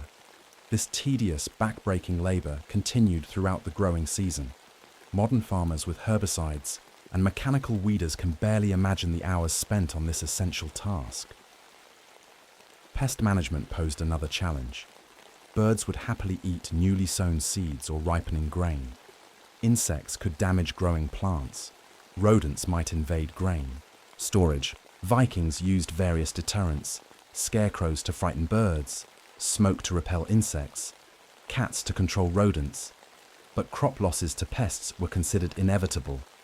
A modern farmer would be shocked at the percentage of crops Vikings expected to lose each year. The anxious time came as crops approached harvest. A single storm with heavy rain or hail could flatten ripening grain fields. Early frost could damage crops before they were fully mature. Vikings watched the weather with special attention during this period, performing religious rituals to favorable gods and making practical preparations for quick harvesting if threatening weather approached. Even with all these efforts, Viking crop yields were very low by modern standards. While today's farmers might expect to harvest 50 or more bushels of grain from each acre planted, Viking farmers would consider 10 bushels a good return. This low productivity meant that large areas needed to be cultivated to feed relatively small populations, and even small decreases in yield could create food shortages. The Viking farmers' relationship with crops wasn't just practical but spiritual. Their pre-Christian religion included many elements focused on fertility and successful harvests. Offerings to gods and land spirits were considered essential parts of the growing process. Failed crops weren't just seen as bad luck or poor technique, but potentially as spiritual failures, signs that proper respect hadn't been shown to the powers controlling growth. As night falls and you drift towards sleep, imagine yourself walking through a Viking grain field just before harvest. The plants stand shorter than modern varieties. The field is less uniform with patches of weeds and varying plant heights, and the coming yield will be modest by today's standards. Yet this field represents survival, the difference between hunger and sustenance, between winter deaths and spring renewal. Every grain matters in ways we've long forgotten in our world of agricultural abundance. But what happened after crops were grown? How did Vikings turn their precious harvest into food that would sustain them through the year? And what other sources of food supplemented these hard-won crops? Growing crops was only half the battle for Viking farmers. Once harvested, the real challenge began, turning raw agricultural products into food that could sustain families through the long winter and beyond. This process was labor-intensive, time-sensitive, and absolutely critical for survival. Harvest time was the most demanding period of the Viking farming year. When grain crops reached maturity, typically in late summer, everyone on the farm participated in bringing them in. Using iron sickles with curved blades, harvesters would grasp bunches of grain stalks with one hand and cut them with the other. This was slow, back-breaking work that left hands blistered and backs aching. The cut grain was gathered into bundles called sheaves, tied with twisted straw, and stood upright in the field to dry. This drying was crucial. Grain stored while still damp would quickly develop mold and rot.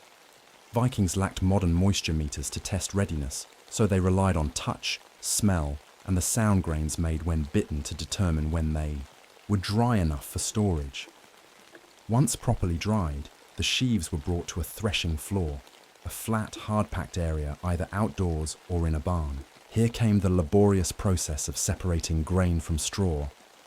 Vikings used flails, two wooden sticks connected by a short piece of leather or rope. The farmer would swing the flail over their head, bringing the free-swinging end down hard on the grain. This impact knocked the seeds loose from the plant heads. After threshing, the mixture of grain and chaff, husks and plant debris needed to be separated. On a breezy day, farmers would use wooden shovels to toss the threshed material into the air.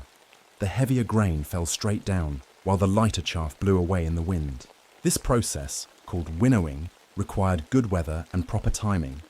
Too much wind would blow away valuable grain. Too little would fail to remove the chaff. The cleaned grain now required processing before becoming edible. Some would be kept whole for making porridge or soup. The rest needed grinding into flour for bread. Without motor-powered mills, this grinding was done by hand, using rotating quern stones. Two round stones, the upper one turned by hand over the lower stationary one, with grain fed through a hole in the center. Turning these heavy stones for hours was exhausting work, typically done by women, that produced only small amounts of coarse flour each day. Some larger Viking communities had water mills, simple but effective devices that used flowing water to turn grinding stones. These could process grain much faster than hand methods, but were uncommon and usually controlled by wealthy landowners. Farmers might bring their grain to these mills, paying a portion of their flour as payment for the service. The resulting flour was much coarser than modern flour. It contained bits of stone from the grinding process and wasn't sifted into different grades as we do today. Viking bread made from this flour would be dense, heavy, and somewhat gritty by modern standards. But after a day of hard physical labor, it provided welcome calories and nutrients. Bread making itself differed significantly from modern methods. Vikings used sourdough techniques, maintaining a starter culture of wild yeast that was added to new dough to make it rise. Without metal, baking pans, bread was formed into flat rounds and baked directly on hot stones beside the fire or in simple clay ovens. The resulting loaves were dense and flat compared to our puffy modern breads, but they kept well and provided concentrated nutrition. Root vegetables required different processing after harvest. Turnips, carrots, and other roots would be cleaned of soil and inspected carefully for any signs of damage or disease. Even small spots could spread during storage and ruin entire batches. The best specimens were stored in root cellars, underground storage areas that maintained cool but not freezing temperatures. Less perfect vegetables would be used immediately or processed for shorter-term storage. Cabbage and similar vegetables were often preserved through fermentation. Chopped cabbage was packed tightly into wooden barrels with salt, then weighted down to keep it submerged in its own juice. The resulting fermentation produced what we now know as sauerkraut, a preserved vegetable that maintained much of its nutritional value through winter. This fermentation process wasn't just for preservation, but created beneficial probiotic bacteria that aided digestion and immune function. Legumes like peas and beans would be left in their pods until completely dry, then shelled and stored in dry containers. Some would be kept whole for planting the following year, while others would be ground into flour to thicken soups and stews or mix with grain flour for more nutritious bread. Fruits and berries, being highly perishable, required immediate processing after gathering. Some might be eaten fresh during the brief season when they were available. The rest were preserved by drying in the sun or near the fire, or by mixing with honey if available. The resulting preserved fruits were precious winter treats, adding rare sweetness to the diet and providing vitamins during the months when fresh foods were unavailable. Herbs were typically dried in bunches hung from rafters. Once completely dry, leaves would be stripped from stems and stored in clay pots or wooden containers. These dried herbs provided not just flavoring for winter meals, but important medicinal resources for treating common ailments. All this processed food required proper storage to remain edible through winter and spring. Vikings developed various specialized storage solutions for different food types.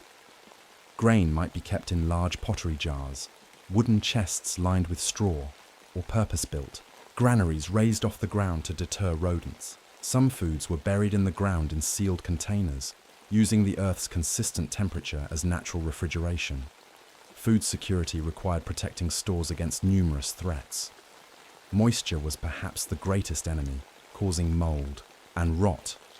Vikings placed their driest foods in the highest storage areas where rising heat kept humidity low. Rodents could devastate grain supplies, so cats were highly valued for their hunting abilities. Insects presented another threat, with various beetle species particularly drawn to stored grains. Vikings used smoke, strong-smelling herbs, and careful cleaning of storage areas to minimize insect damage. The most difficult aspect of food storage wasn't the initial preparation, but the ongoing management. Stored foods required regular checking and rotation. Items showing signs of spoilage needed immediate use or discard before they contaminated other stores. This vigilance was a year-round task that couldn't be neglected without risking the family's survival. Vikings didn't just process crops for human consumption. Animal feed required similar attention. Hay for winter livestock feeding was cut, dried, in the fields and stored in stacks or simple shelters. Grain for working animals like horses and oxen was carefully rationed and protected. A hungry human might survive on reduced rations, but a work animal that grew too weak could no longer perform essential farm tasks. The preservation of seed for the next planting was perhaps the most crucial aspect of crop processing. The best specimens of grain were carefully selected and stored separately from eating supplies. This seed represented not just next year's food, but the continuation of the farm itself. Even during times of severe food shortage, eating seed grain was a last resort that future-minded farmers avoided, if at all possible. All these processing activities had to happen in addition to the regular daily work of the farm. Animals still needed tending, buildings still required maintenance, and the next season's fields needed preparation even as this season's harvest was being processed. This created a period of intense activity where days started before dawn and continued until after dusk, with every family member working to their full capacity. The communal aspect of harvest processing created some of the strongest bonds in Viking society. Neighboring farms often shared labor during these critical periods, working together to bring in harvests before bad weather could damage crops. These work parties combined hard labor with social elements, shared meals, storytelling, and sometimes celebration when the work was complete. The interdependence reinforced community ties that might prove life-saving during winter emergencies. Despite all these efforts, food processing in the Viking Age was imperfect by modern standards.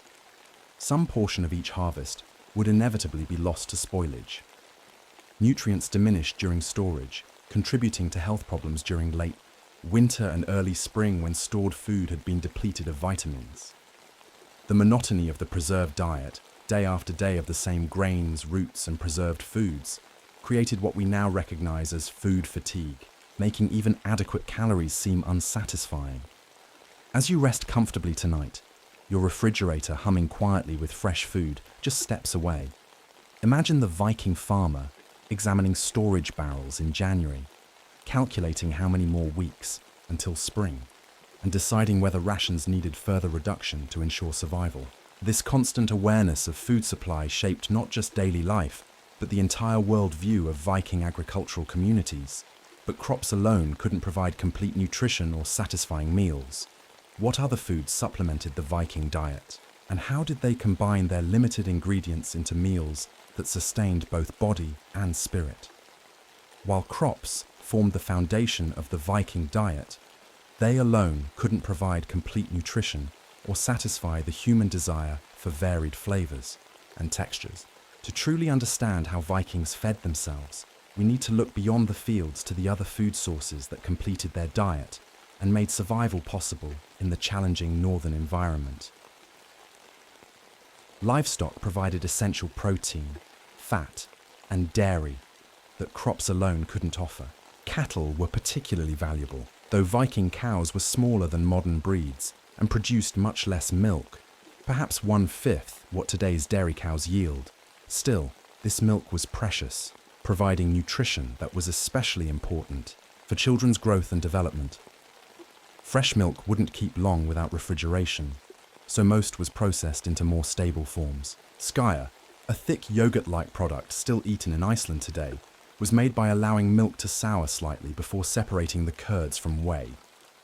The resulting food was high in protein and kept longer than fresh milk. Butter was made by churning, cream in wooden containers, then carefully stored in cool places or preserved with salt. Various cheeses were produced, typically simple press types that could be aged for winter consumption. Cattle weren't just valued for milk, but also occasionally for meat, though butchering a cow was a significant decision.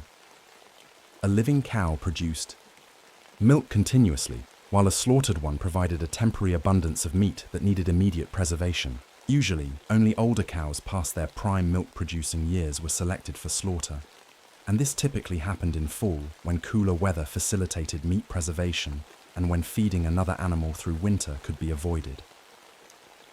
Sheep were even more important than cattle in many Viking communities, especially in Norway and Iceland, where the landscape was better suited to these hardy animals. Sheep provided wool for clothing, milk for cheese, particularly in Iceland, and meat that was more commonly consumed than beef. Like cattle, sheep were typically slaughtered in fall, with summer-fattened animals providing meat that could be preserved for winter use. Pigs were particularly efficient livestock for Vikings, as they could forage in woodlands for nuts, roots, and fallen fruit, converting these inedible to humans' foods into valuable meat. Pigs were usually slaughtered before winter, since they couldn't forage in snow-covered forests and required expensive grain feeding during cold months.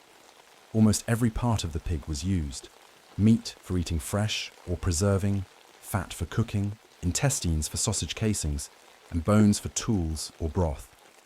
Poultry, primarily chickens, provided eggs and occasional meat. Eggs were highly valued for their complete protein and versatility in cooking. During the laying season, Eggs might be collected daily, providing fresh food when other supplies were limited. Chickens were relatively easy to keep, requiring minimal space and converting kitchen scraps and insects into valuable food. Preserving meat from these animals was a critical skill. Without refrigeration, Vikings used several methods to extend the edible life of precious animal protein. Smoking was perhaps the most common, with meat hung in special smokehouses or over kitchen fires where smoke particles helped prevent bacterial growth while adding flavor. Salt preservation was used when salt was available, though this valuable substance was often costly in inland areas far from sea salt production. Drying was effective in cold, dry winter air, creating jerky-like preserved meat. For short-term preservation, meat might be submerged in whey or sour milk, where the acidic environment delayed spoilage. Beyond domestic animals, hunting provided supplemental meat and valuable materials. Deer, elk, wild boar, and smaller game like rabbits and squirrels were hunted using bows, spears, and traps. Viking hunting wasn't sport, but serious food acquisition, conducted with respect for the animals and careful use of every part of those killed. Hunting helped bridge the gap between stored foods and spring growth, particularly in late winter when preserved supplies ran low. Birds were hunted for both meat and eggs. Waterfowl like ducks and geese were particularly prized, while seabirds and their eggs provided important food for coastal communities. Viking hunters constructed nets for capturing birds and developed methods for reaching nesting sites on cliff faces to collect eggs. Fishing was perhaps the most reliable wild food source for many Viking communities. Coastal Vikings used boats to catch cod, herring, and other sea fish, while those living near rivers and lakes caught freshwater species like trout, pike, and salmon. Fish were caught using nets, lines with bone or iron hooks, and various trap designs. Unlike hunting, which could be hit or miss, fishing provided relatively predictable food supplies that could be dried or smoked for long-term storage. The most famous preserved fish product was stockfish, air-dried cod that became so hard it required soaking and pounding before cooking, but would last for years without spoiling. This protein-rich, lightweight, stable food became an important trade item, allowing inland communities to access sea protein while providing coastal fishermen with grain and other continental products. Shellfish, mussels, oysters, clams, and crabs were gathered along coastlines, providing fresh food even in winter months when other options were limited. Shell middens, ancient trash heaps at Viking sites, reveal the importance of these easily collected foods that required no special tools or skills to harvest. These shellfish provided not just protein, but important minerals often lacking in winter. Diets. Forage plant foods supplemented farm crops substantially. Nuts like hazelnuts were collected in autumn and stored for winter protein. Wild greens such as nettles, dandelions, and sorrel were gathered in spring, providing welcome fresh vegetables when garden plants were just beginning to grow. Mushrooms, carefully selected by those with knowledge to distinguish edible from poisonous varieties, added flavor and nutrients to meals. Berries of all kinds were eagerly gathered during their brief seasons. Honey was the primary sweetener available to Vikings, collected from wild bee nests or, in some cases, from primitive beekeeping operations. This precious sweet substance was used sparingly, mainly for preserving fruits or making mead, a fermented honey drink reserved for special occasions. Honey also served medicinal purposes, used to treat wounds and soothe coughs. The Viking approach to meals differed significantly from our modern pattern. Rather than 3 distinct meals, they typically ate 2, a morning meal after the first work was done, and a larger evening meal when the day's labor was complete. During busy farming seasons, middle-day food might be eaten in the fields. Simple, fare like bread and cheese that provided energy for continued work. Cooking technology was basic but effective. Most food was prepared over the central hearth fire, using iron pots hung from chains or tripods, or clay pots placed near hot coals. Baking happened on hot stones or in simple clay ovens heated by fire and then cleared for bread insertion. Roasting. Meat on spits was reserved for special occasions, as it required constant attention and wasted animal fat that would otherwise flavor soups and stews. Speaking of stews, these one-pot meals were staples of Viking cuisine, combining available ingredients, perhaps some grain, vegetables, small amounts of meat or fish, and herbs, in a pot that simmered throughout the day, created hot, filling food that made the most of limited resources. The broth became as important as the solid ingredients, often soaked up with bread to ensure no nutrition was wasted. Breads varied widely based on available ingredients. Barley and rye produced dense, flat loaves. Oats made quick breads that didn't require rising. Wheat, where available, created lighter loaves. In hard times, flour might be extended with groundnuts, dried peas, or even tree bark in extreme circumstances. Bread wasn't just a side dish, but a major source of calories and nutrition. Viking food wasn't heavily spiced by modern standards, but it wasn't entirely bland either. Wild herbs like thyme, mint, and dill added flavor to dishes. Garlic and onions provided strong tastes that helped make preserved foods more palatable. Salt, when available, was used both for preservation and flavoring. Sour flavors from fermented dairy and vegetables were common and welcomed, providing both taste complexity and preserved nutrients. Beer was the everyday drink, consumed by all ages because it was often safer than water from questionable sources. Viking beer was lower in alcohol than modern versions, cloudy with suspended grain particles, and an important source of B vitamins and calories. Making beer was typically women's work, requiring careful temperature control and cleanliness to prevent spoilage. The combination of all these food sources, field crops, livestock products, hunted game, fish, foraged foods, and preserved stores, created a diet that was severely limited by modern standards, but sufficient for survival. In good years, Vikings ate adequately, if monotonously. In bad years, when crops failed or fishing was poor, their diet could become dangerously restricted, leading to malnutrition and increased susceptibility to disease. The average Viking consumed more calories than modern sedentary people, perhaps 3,000, 4,000 daily, because their physical work demanded high energy. However, these calories came primarily from carbohydrates in grain products, with much less protein and fat than modern diets. Vitamin deficiencies were common, especially in late winter, when preserved foods had lost much of their nutritional value. Evidence from Viking burials shows that their diet left physical marks. Dental problems from abrasive flour, bone lesions, indicating periodic malnutrition, and signs of heavy physical stress from food production activities. Yet they survived and even thrived in environments where modern people, suddenly deprived of grocery stores and restaurants, would quickly starve. The Viking relationship with food was direct and intimate in ways few modern people experience.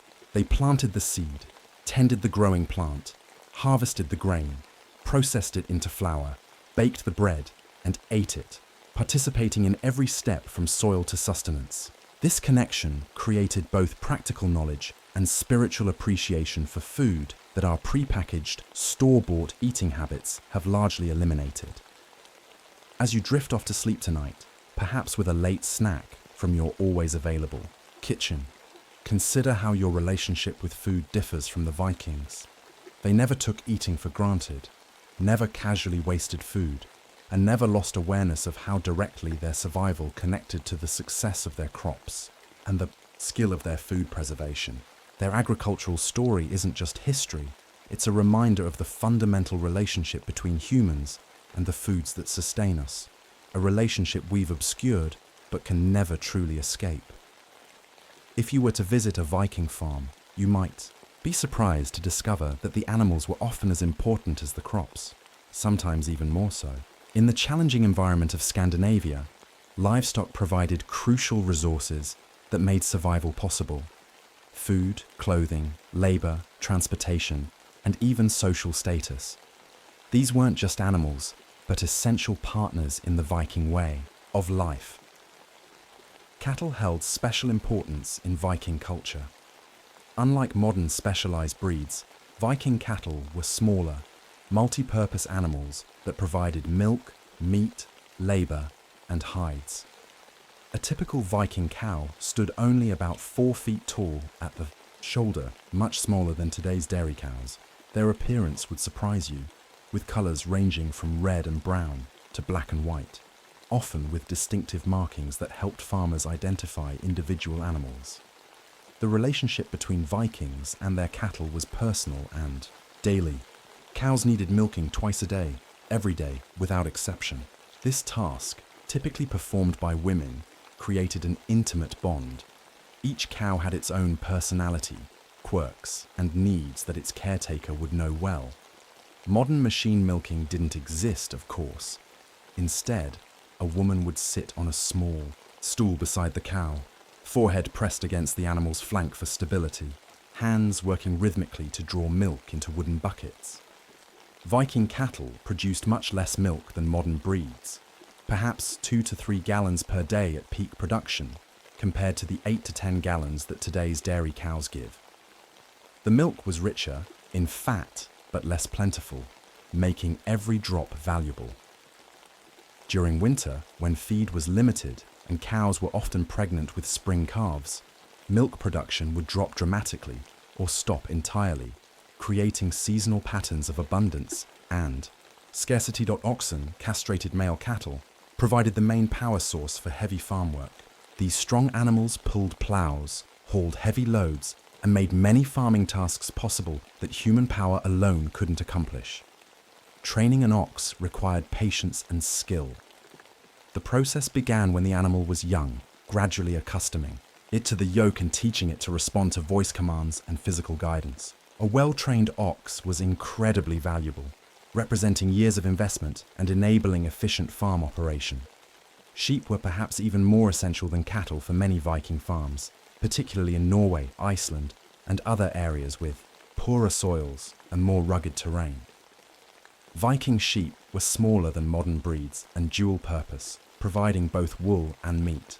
Their appearance varied more than today's standardized breeds, with colors ranging from white to brown, gray, and black, often with mixed coloration that made each animal distinctive.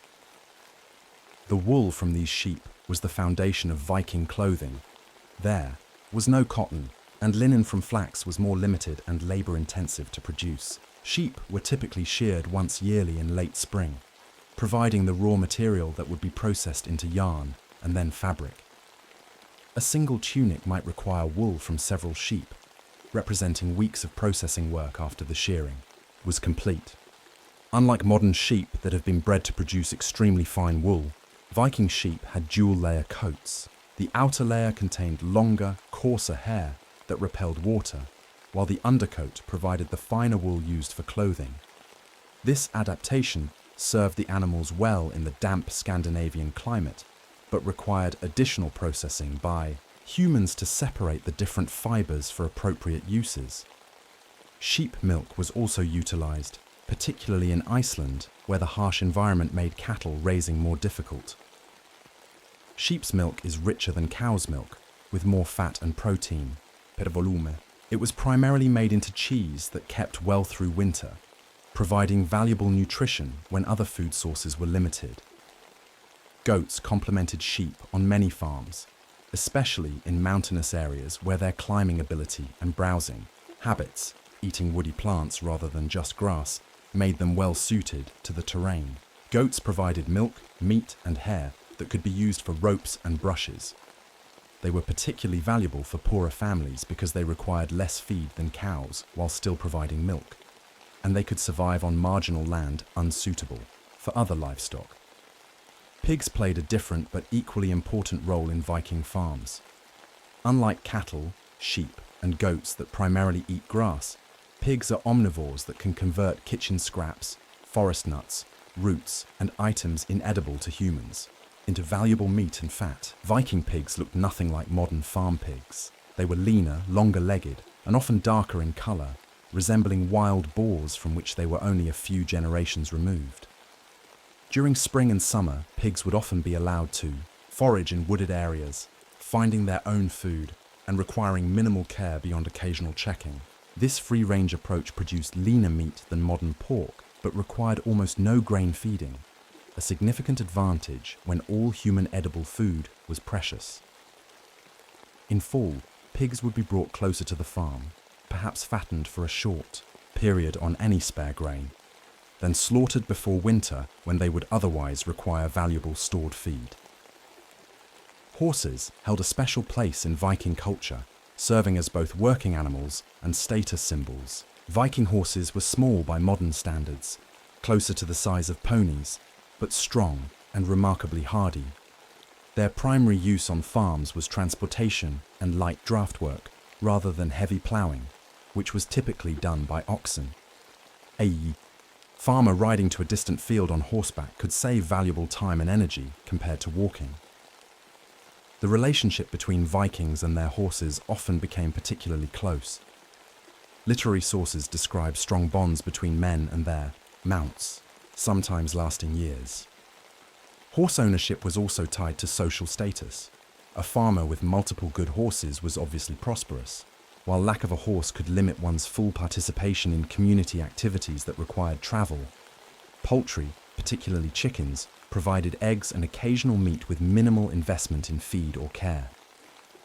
Viking chickens were smaller than modern breeds and laid fewer eggs, perhaps 50-100 annually compared to the 250-300 that modern layers produce. Still, these eggs were valuable protein sources that required no slaughter to obtain and could be collected daily during the laying season.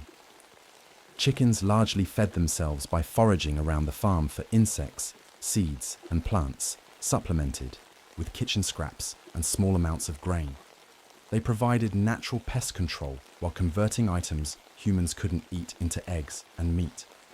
Their ability to reproduce quickly also meant that predator losses could be recovered within a single season.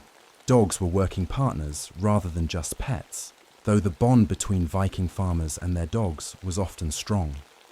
Different types served different purposes. Larger dogs might help protect livestock from predators, while smaller, quicker dogs helped with hunting or controlled vermin around the farm. Archaeological evidence shows that dogs held special status, sometimes being buried with their owners, indicating the emotional connection that formed through working closely together. Cats were highly valued for their rodent hunting abilities. In a world where stored grain meant survival through winter, a good mouser was essential. Cats largely fed themselves on the mice and rats they caught, making them very economical farm helpers. The Viking relationship with cats appears to have been similar to our modern one. Cats weren't usually working animals that responded to commands, but independent allies that benefited both parties. The housing of these animals varied seasonally and regionally.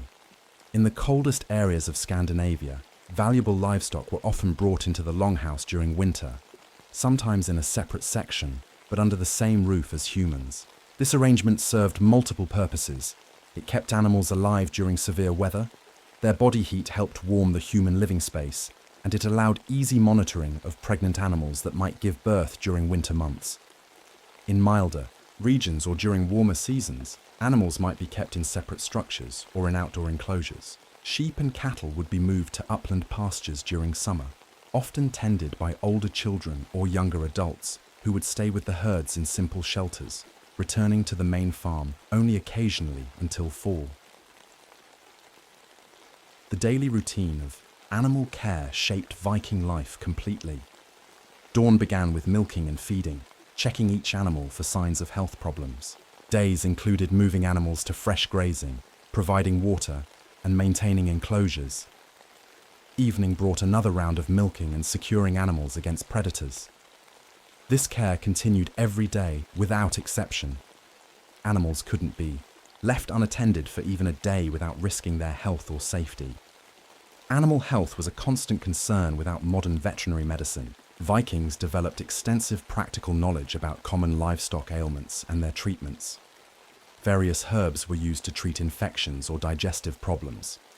Simple surgeries like draining abscesses were performed when necessary. Preventive care included proper feeding, prompt attention to minor injuries before they worsened, and isolation of sick animals to prevent disease spread. The breeding of livestock was managed carefully to improve or maintain desired traits. The best male animals would be kept for breeding, while others were castrated to make them more manageable and to prevent uncontrolled breeding. Decisions about which females to breed involved assessing their health, previous offspring, and milk production. These selective breeding practices, while not as systematic as modern methods, gradually shaped animal populations to better suit Viking needs.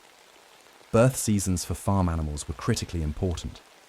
Farmers tried to time breeding, so that animals would give birth in spring when fresh grass was becoming available to support milk production. A cow or sheep delivering in midwinter created problems. The mother needed extra feed at a time when supplies were limited, and the young animal faced challenging conditions for survival.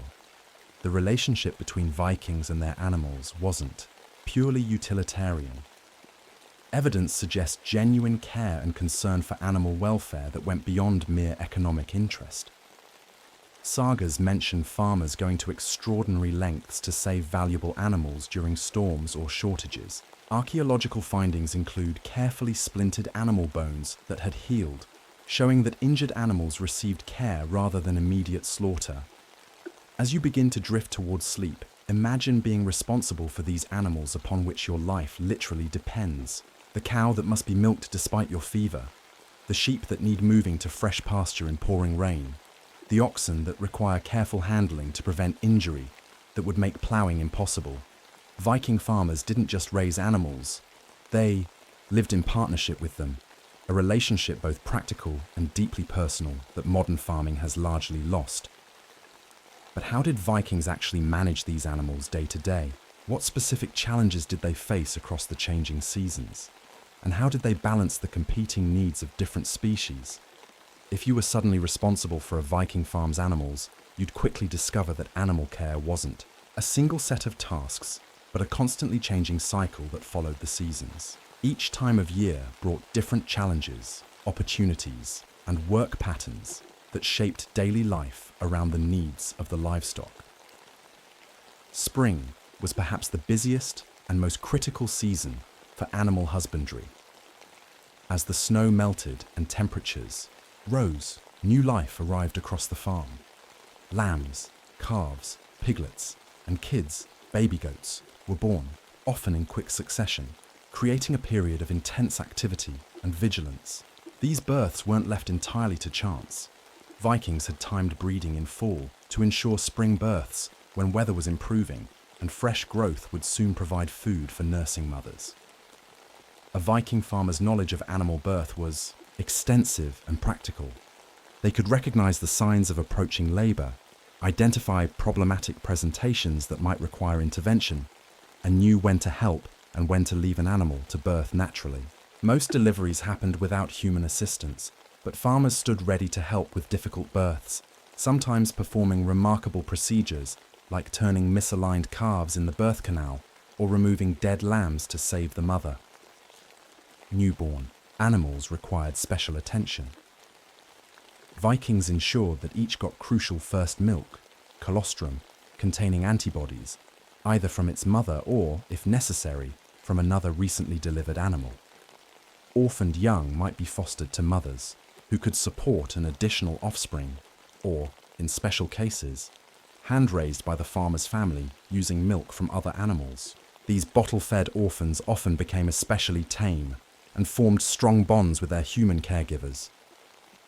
Spring also brought the first opportunity for animals to return to pasture after winter confinement. This transition had to be managed carefully. Sudden access to fresh green growth after months of dry hay could cause digestive problems, even fatal bloating. Vikings would gradually introduce their animals to spring grazing, allowing only short periods on new grass at first, then gradually increasing grazing time as the animals' digestive systems adjusted. The careful movement of livestock to appropriate grazing areas was a constant spring activity. Different animals had different needs. Sheep might go to higher, drier ground, while cattle preferred lusher valley pastures. Young animals born that spring would follow their mothers, learning grazing patterns and boundaries under the watchful eyes of older animals and human herders. Spring was also when most shearing happened. As temperatures warmed and before summer heat arrived, sheep would be relieved of their heavy winter coats. Viking shearing used simple iron scissors or shears, making it a labor-intensive process that required skill to avoid cutting the animal while getting close enough to the skin to harvest as much wool as possible. A good shearer developed a rhythmic approach that kept the sheep calm and produced a fleece removed in as close to one piece as possible, making subsequent wool processing easier. Summer brought new patterns of animal management. In many Viking communities, this was the season of seta farming, moving livestock to high mountain pastures where they would spend the summer months.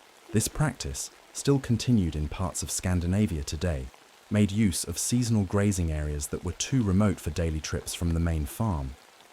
Young women and men would often accompany the animals to these summer pastures, living in simple huts and producing cheese from milk that couldn't be transported daily to the main farm. This cheese making used the abundance of summer milk to create preserved dairy products that would help sustain the community through winter.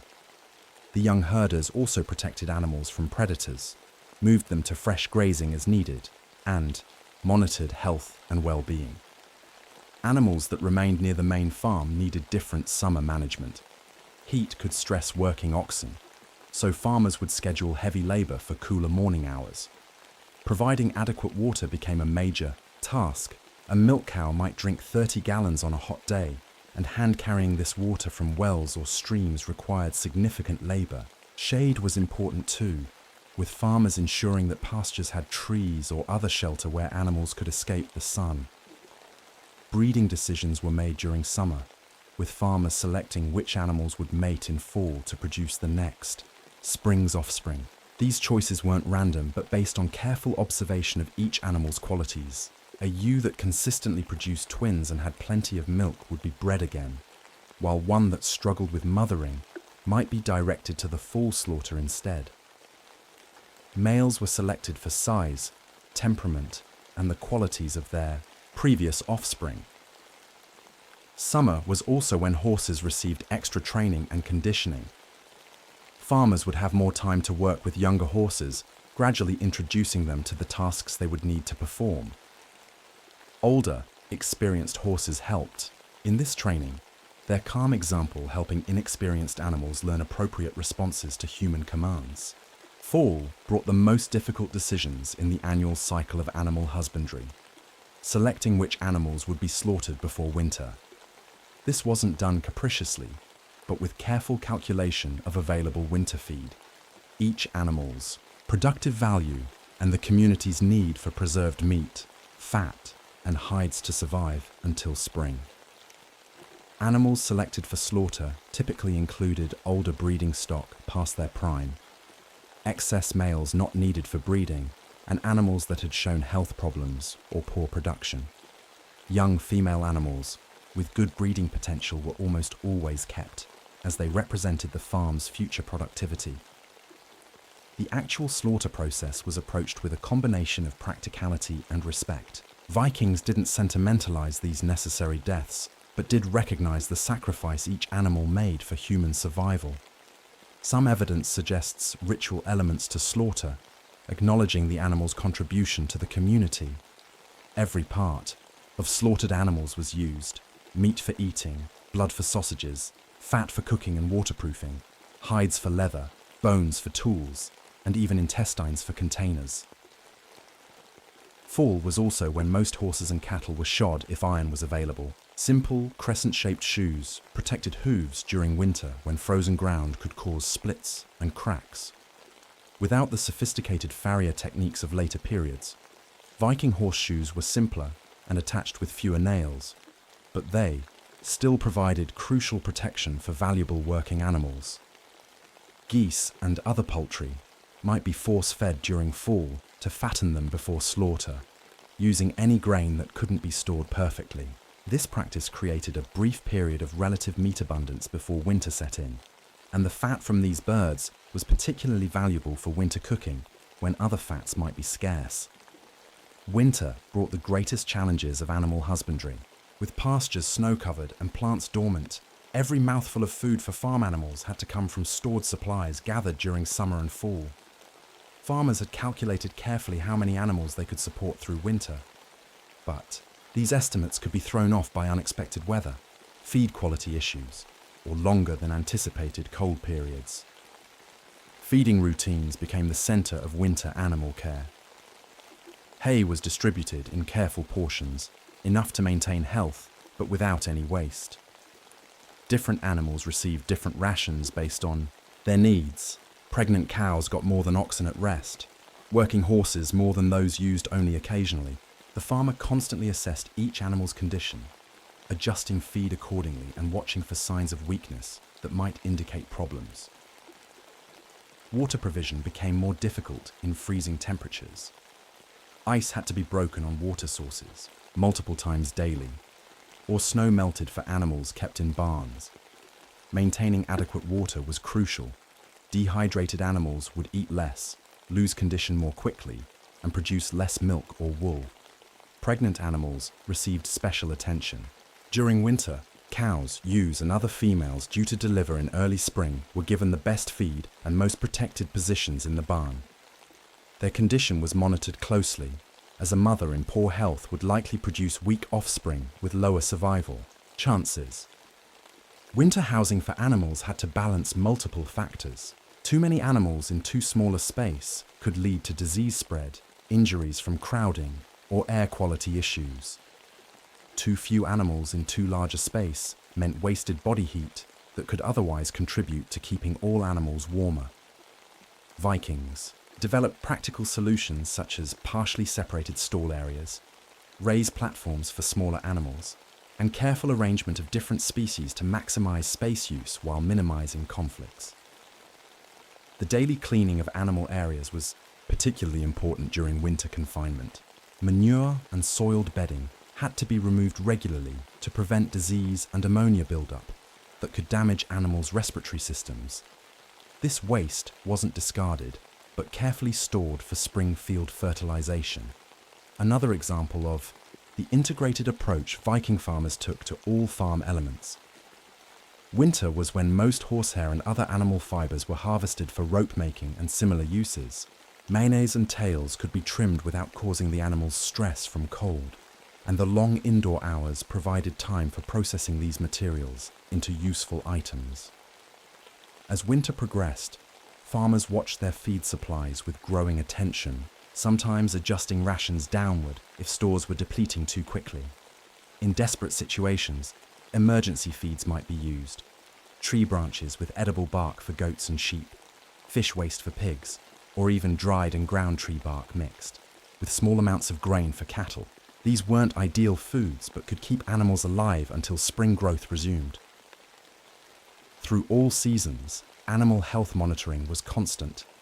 Vikings became expert at recognizing subtle signs of illness or injury before they became serious. A cow that didn't approach feed with normal enthusiasm, a sheep that lagged behind the flock, or a pig that wasn't actively rooting could all signal health problems requiring intervention. Without modern veterinary medicine, early detection and natural remedies were the primary defense against losing valuable animals. The knowledge required to successfully manage livestock through these seasonal cycles was enormous and primarily passed through direct instruction and observation rather than written materials. Children began learning animal care basics as soon as they could walk, gradually taking on more responsibility as they grew. By adolescence, most Viking children could handle routine animal care independently, recognizing normal and abnormal behaviors, understanding feeding requirements, and performing basic health treatments. This seasonal rhythm of animal husbandry shaped the entire Viking calendar and daily life patterns. Social events, travel plans, and even warfare had to accommodate the non-negotiable needs of livestock. Animals couldn't be left unattended, birth seasons couldn't be rescheduled, and winter feeding couldn't be postponed. The dependence on animals created a disciplined structure to Viking life that modern people, freed from these biological imperatives, might find both restricting and grounding. As your mind drifts towards sleep, imagine yourself in this cycle of care, your days shaped not by clocks and calendars, but by animals' needs that follow the natural rhythms of seasons. The satisfaction of seeing new lambs thrive under your care, the worry of watching feed supplies dwindle during a long winter, the physical connection to other living beings whose lives were intertwined with yours. These experiences created a relationship with animals that was immediate, necessary, and profound in ways our modern lives rarely allow. But beyond their practical value as sources of food and materials, how did Vikings view these animals culturally? What deeper relationships formed between humans and the creatures they depended upon? And how did these animals shape Viking society beyond the farm? The relationship between Vikings and their animals extended far beyond the practical world of farming and survival. These animals were woven into the fabric of Norse culture, religion, social structures, and personal identity in ways that reveal how deeply integrated they were into the Viking worldview. In Norse mythology, animals held places of great importance. Odin, the chief of the gods, was accompanied by two ravens, Hugin and Munin, thought and memory, who flew throughout the world and reported back to him. He also rode an 8-legged horse named Sleipnir, the offspring of Loki, and considered the greatest of all horses. Thor, the thunder god, travelled in a chariot pulled by two goats, Tangrisnir and Tangnjoster, which could be slaughtered and eaten at night, and then resurrected the next morning if their bones were kept intact. These mythological animals weren't merely decorative elements in stories, but represented important concepts about the relationship between humans, animals, and the divine. The ability of Thor's goats to be consumed and then restored suggested both the sacrificial role of livestock and the cycle of regeneration that farmers depended upon. Odin's ravens represented the keen observation needed for successful animal husbandry, while Sleipnir symbolized the special relationship between humans and horses. Animal imagery appeared frequently in Viking art, from elaborate wood carvings to everyday items. Horses, wolves, boars, ravens, and serpents were common motifs on everything from jewelry to weapons to ship decorations. These weren't random artistic choices, but reflected the cultural significance of each animal. Boars represented courage and protection, making their image appropriate for warriors' helmets.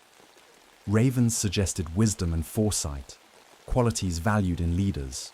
Horses symbolized mobility, freedom, and power, central values in Viking society.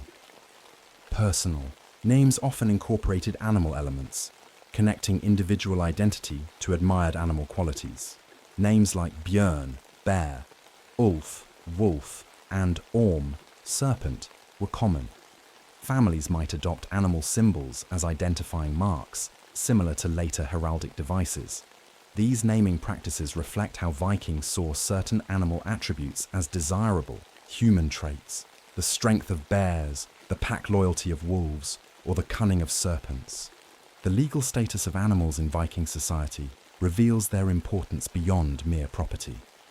Norse law codes included specific provisions about animal theft, damage, and responsibility.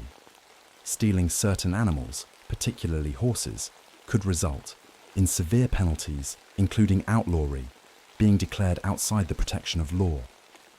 Compensation for killed or injured animals was carefully calculated based not just on the animal's market value, but on its particular qualities and usefulness. A trained work ox might be valued much higher than a simple meat animal of the same size. Animals played important roles in social status and gift-giving practices. Offering a fine horse or bull as a gift created social bonds and obligations between giver and receiver. Wealthy chieftains demonstrated their status partly through ownership of exceptional animals, particularly horses with desirable coloration or cattle with impressive horns. The quality of a farmer's livestock reflected on his reputation and standing within the community.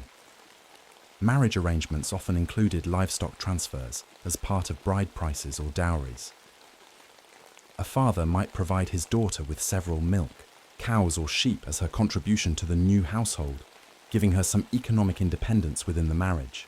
The quality and quantity of animals exchanged in these arrangements reflected the status of both families and helped establish the new couple's position in society. Viking funerary practices sometimes included animal sacrifices or inclusions. Archaeological excavations have revealed horses, dogs, and other animals buried alongside human remains. particularly in high-status graves. These weren't random choices but reflected beliefs about what the deceased might need in the afterlife, or which animal companions should accompany them. A chieftain might be buried with his favorite riding horse, a hunter with his dogs, or a wealthy farmer with representative animals from his herds. The special relationship between Vikings and horses deserves particular attention. Unlike other livestock, horses were rarely eaten except in ceremonial contexts or during extreme food shortages. This taboo wasn't universal. Horse meat was consumed in some regions, but the general reluctance to slaughter horses for routine food reflected their elevated status. Horses were working partners, transportation, and companions in a way that set them apart from animals raised primarily for food production.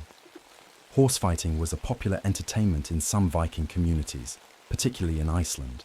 These contests pitted stallions against each other while spectators wagered on the outcome.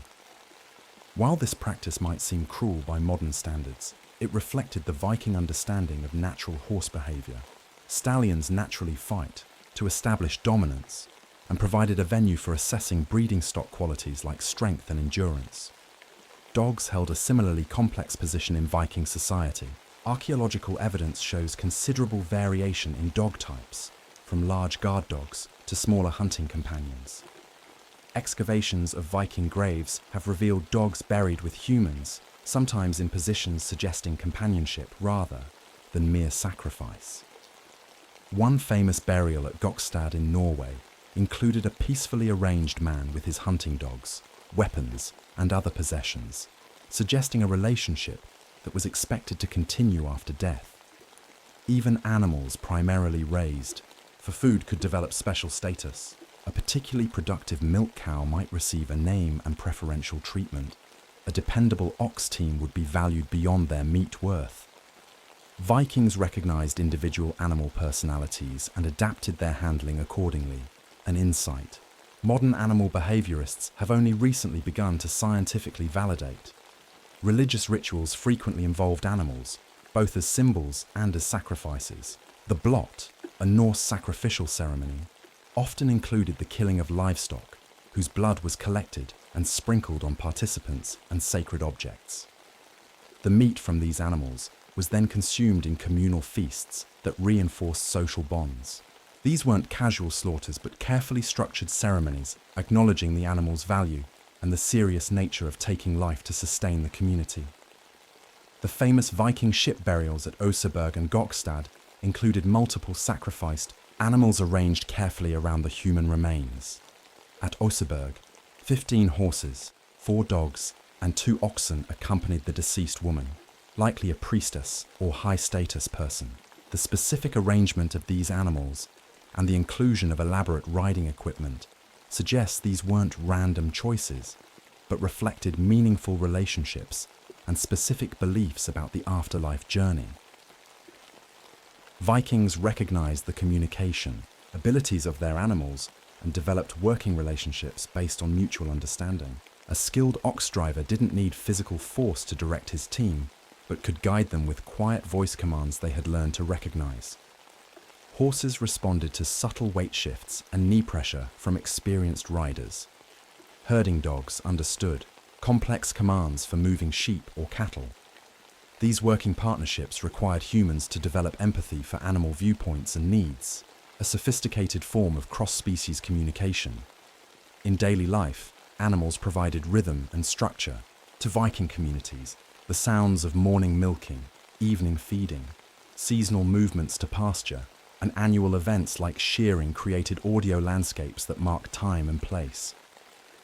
The physical presence of animals, their smells, movements, and behaviors, defined the sensory experience of Viking settlements in ways modern people can barely imagine. Our sanitized, largely animal-free living environments would have seemed eerily empty and silent to Viking farmers accustomed to constant animal presence. The knowledge systems surrounding animal care represented significant intellectual achievements. Without written veterinary manuals, Vikings maintained oral traditions about breeding, birthing, nutrition, and healing that contained sophisticated understanding of animal biology and behavior. These knowledge systems were tested through practical application and refined over generations, creating effective approaches to animal management that modern science has sometimes only recently rediscovered. Children's relationship with farm animals provided important developmental experiences. Caring for smaller animals like lambs or chickens taught responsibility, observation skills, and empathy. Learning to read animal behavior helped develop emotional intelligence. The inevitability of animal deaths prepared children for understanding mortality in a direct, natural context. These experiences created a fundamentally different relationship with life and death than most modern children experience. The genetic influence of Viking animal husbandry continues today. Several northern European livestock breeds descend directly from Viking-era animals, preserving genetic traits selected for over 1,000 years ago. The small, hardy cattle breeds of Scandinavia, certain types of Norwegian and Icelandic sheep, and the sturdy, sure-footed Icelandic horse all carry the genetic legacy of Viking farmers' careful breeding decisions. Vikings recognized the environmental impact of their animals and developed management strategies accordingly. They understood that overgrazing could destroy pastures, that pigs could damage forests if allowed unlimited rooting, and that animal waste could either fertilize fields or pollute water sources depending on how it was handled. Their management systems reflected this awareness, rotating grazing areas, limiting animal numbers to sustainable levels, and carefully directing manure to where it would benefit rather than harm. For all these cultural, religious, and social dimensions, the core of the Viking-animal relationship remained pragmatic. Animals were not kept as modern pets or hobby farm projects, but as essential components of survival. This practicality didn't preclude genuine care or even affection, but established clear priorities. A farmer might have deep appreciation for a faithful workhorse, while still being prepared to eat it if starvation threatened the family. This balanced perspective, neither sentimentalizing animals nor treating them as mere objects, characterized the Viking approach. As you drift towards sleep, consider how removed modern life has become from this integrated relationship with animals. Most of us encounter our food animals only as packaged meat in stores, never knowing the creatures that sustain us. We may keep pets, but have little understanding of working animal partnerships. We've gained comfort and convenience, but perhaps lost something valuable in no longer sharing our daily lives with the diverse animals that supported Viking communities. Their world, filled with animal sounds, smells, and interactions, connected them to natural rhythms and relationships that our sanitized modern environments have largely eliminated. The Viking relationship with animals offers a middle path between exploitation and sentimentality, a practical partnership that acknowledged both human needs and animal welfare, recognizing the web of mutual dependence that sustained northern agricultural communities. Neither glorifying nor dismissing this relationship, we can appreciate its complexity and perhaps find in it perspective on our own increasingly disconnected relationship with the animals that still, ultimately, make human life possible. If you were suddenly transported to a Viking farm with no modern tools, you'd quickly discover that survival depended on implements that seemed primitive by today's standards, but represented the cutting edge of technology in their time. These simple tools, crafted with care and used with skill, made the difference between starvation and sustenance in the challenging Scandinavian environment. The most important farming tool was the aard, a simple plough that represented the height of agricultural technology for Viking farmers. Unlike modern ploughs that fully turn over the soil, the aard merely scratched furrows into the earth's surface. It had a wooden share, the part that cut into the soil, that was sometimes, but not always, tipped with iron for greater durability and effectiveness. Using an aard required significant skill and strength. The farmer would guide it from behind, while a partner or work animal pulled it forward. The aard didn't have wheels or a moldboard to turn the soil over, so creating a properly prepared field required crossing the same ground multiple times in different directions, gradually breaking up the soil surface. This cross-ploughing technique created a distinctive pattern of small square plots that archaeologists can still identify in ancient fields. If you tried using an ARD without experience, you'd struggle to keep it at a consistent depth. Push down too hard, and it would dig in and stop. Too lightly, and it would skip across the surface without breaking the soil.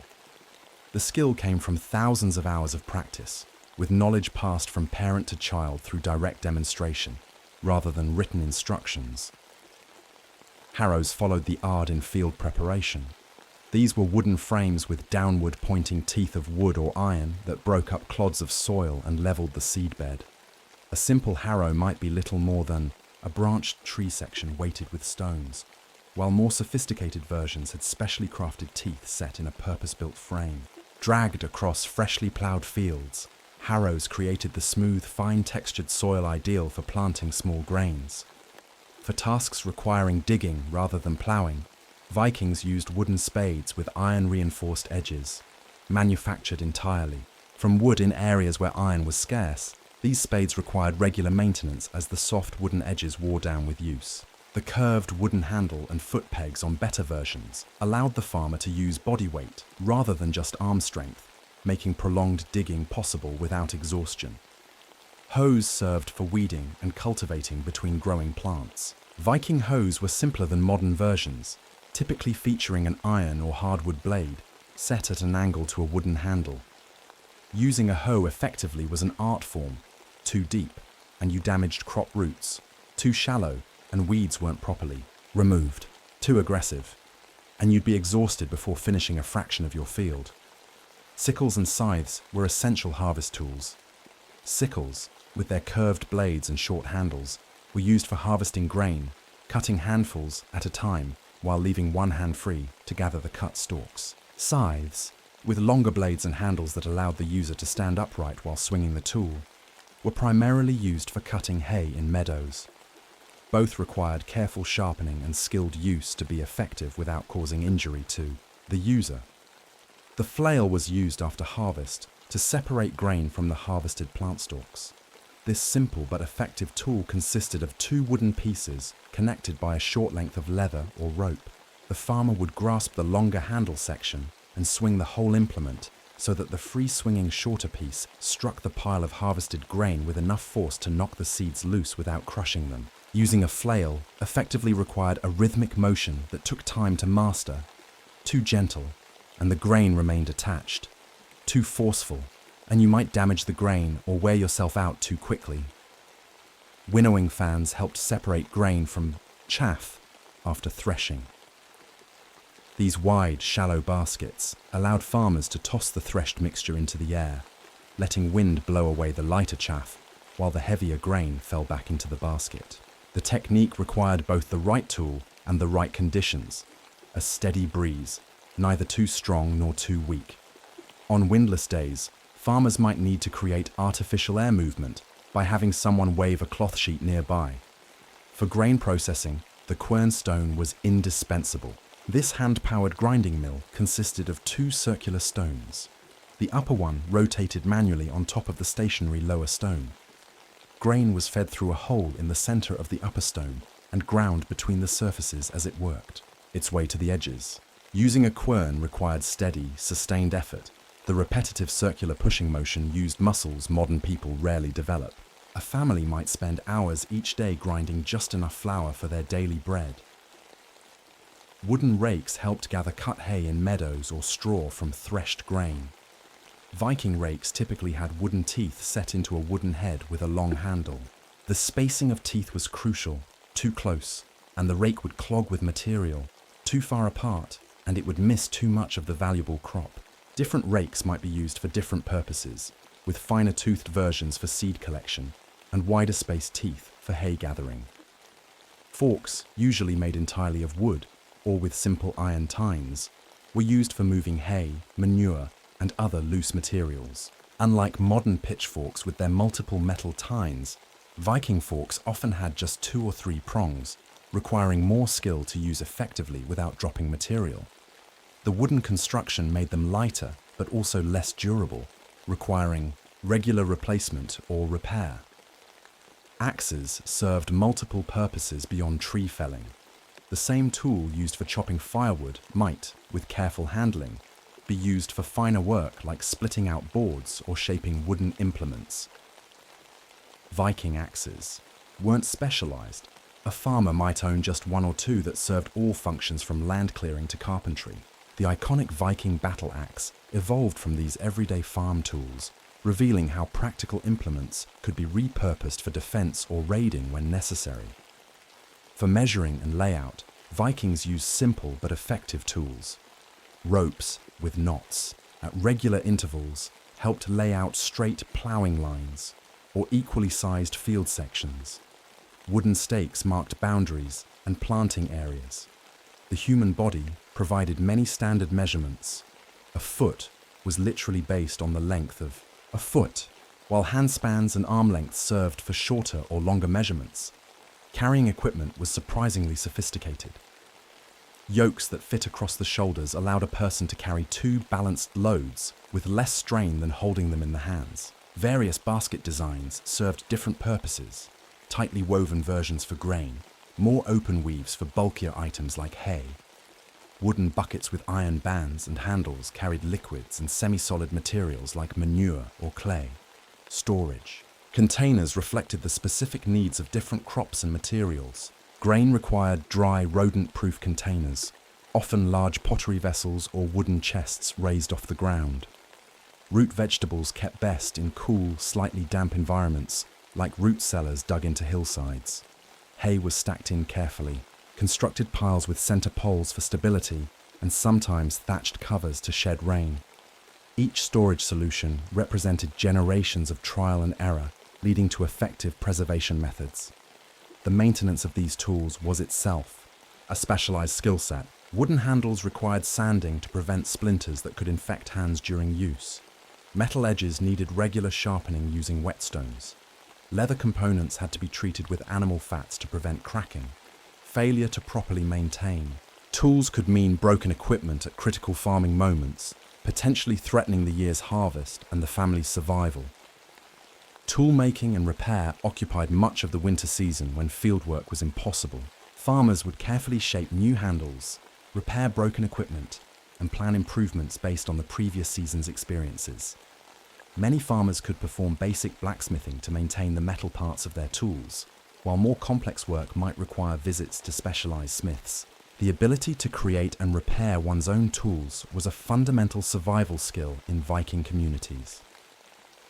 As you begin to drift towards sleep, imagine holding these simple tools in your hands, feeling their weight, the smoothness of handles worn by generations of use, the specific balance that makes them extensions of the body rather than merely objects. These weren't just implements, but the interface between human intention and the natural world, the physical means by which Viking farmers transformed their environment into sustenance.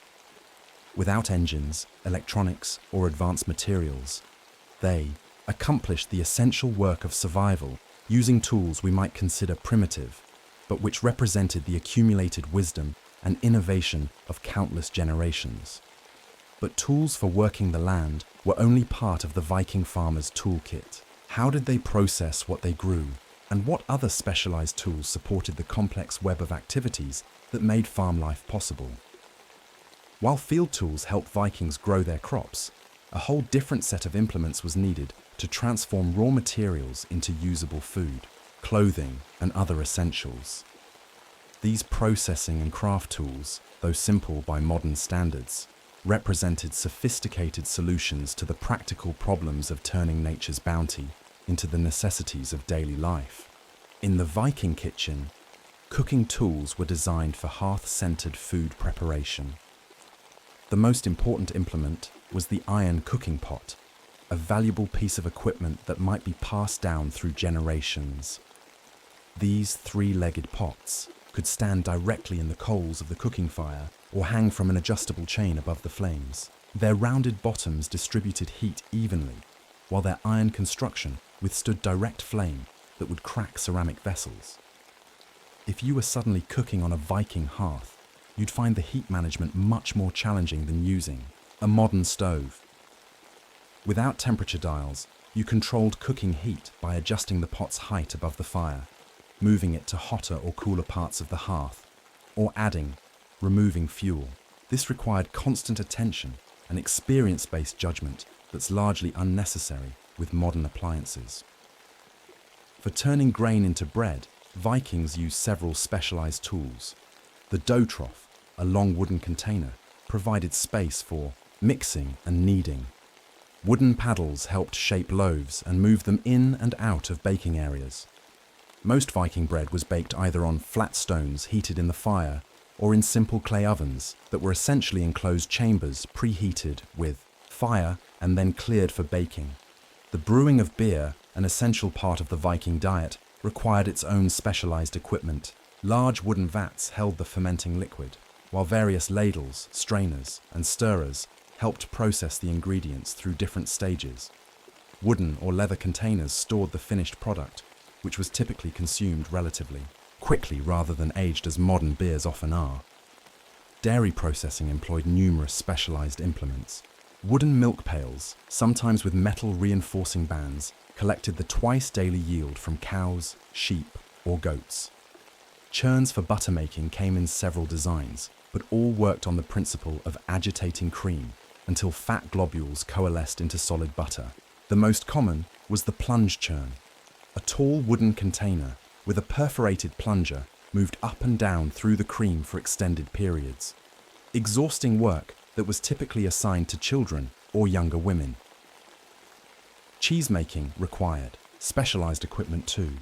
After milk was curdled using rennet, an enzyme from calves' stomachs, or sour whey from previous batches, the curds were separated from liquid whey using sieves of various designs. Cheese molds, typically wooden frames sometimes lined with cloth, shaped the pressed curds into recognizable forms.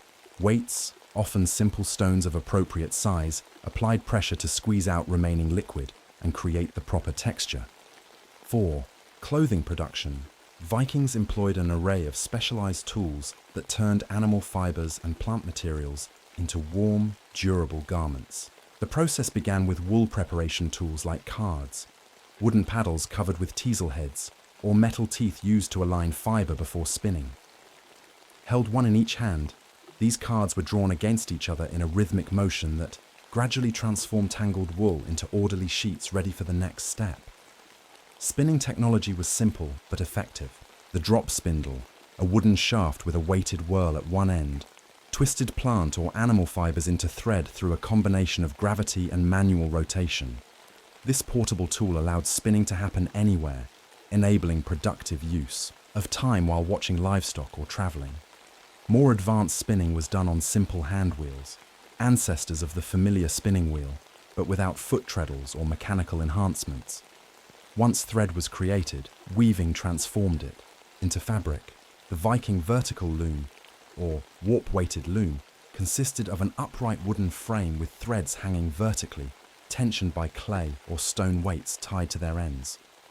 The weaver would pass horizontal threads, weft, between the hanging vertical threads, warp, building fabric from top to bottom. Various specialized tools assisted this process. Shuttles carried the weft thread efficiently between warp threads, while weaving swords, flat wooden blades, packed each new row tightly against the previous one. For leatherworking, Vikings used an assortment of specialized equipment. Scraping tools with curved metal or stone edges removed hair and flesh from animal hides. Wooden stretching frames held hides taut during processing. Leather was tanned using solutions of tree bark, particularly oak, which contains tannins that preserve the material. Once prepared, leather was cut using small knives with extremely sharp blades and joined using bone or metal needles with holes punched by metal awls. Woodworking required tools of varying sizes and purposes. Axes were the most versatile, serving everything from tree felling to fine shaping. Draw knives, with handles at both ends of a blade, pulled shavings from wood to create smooth surfaces or shape curved pieces. Augers drilled holes through a twisting motion applied to a metal bit.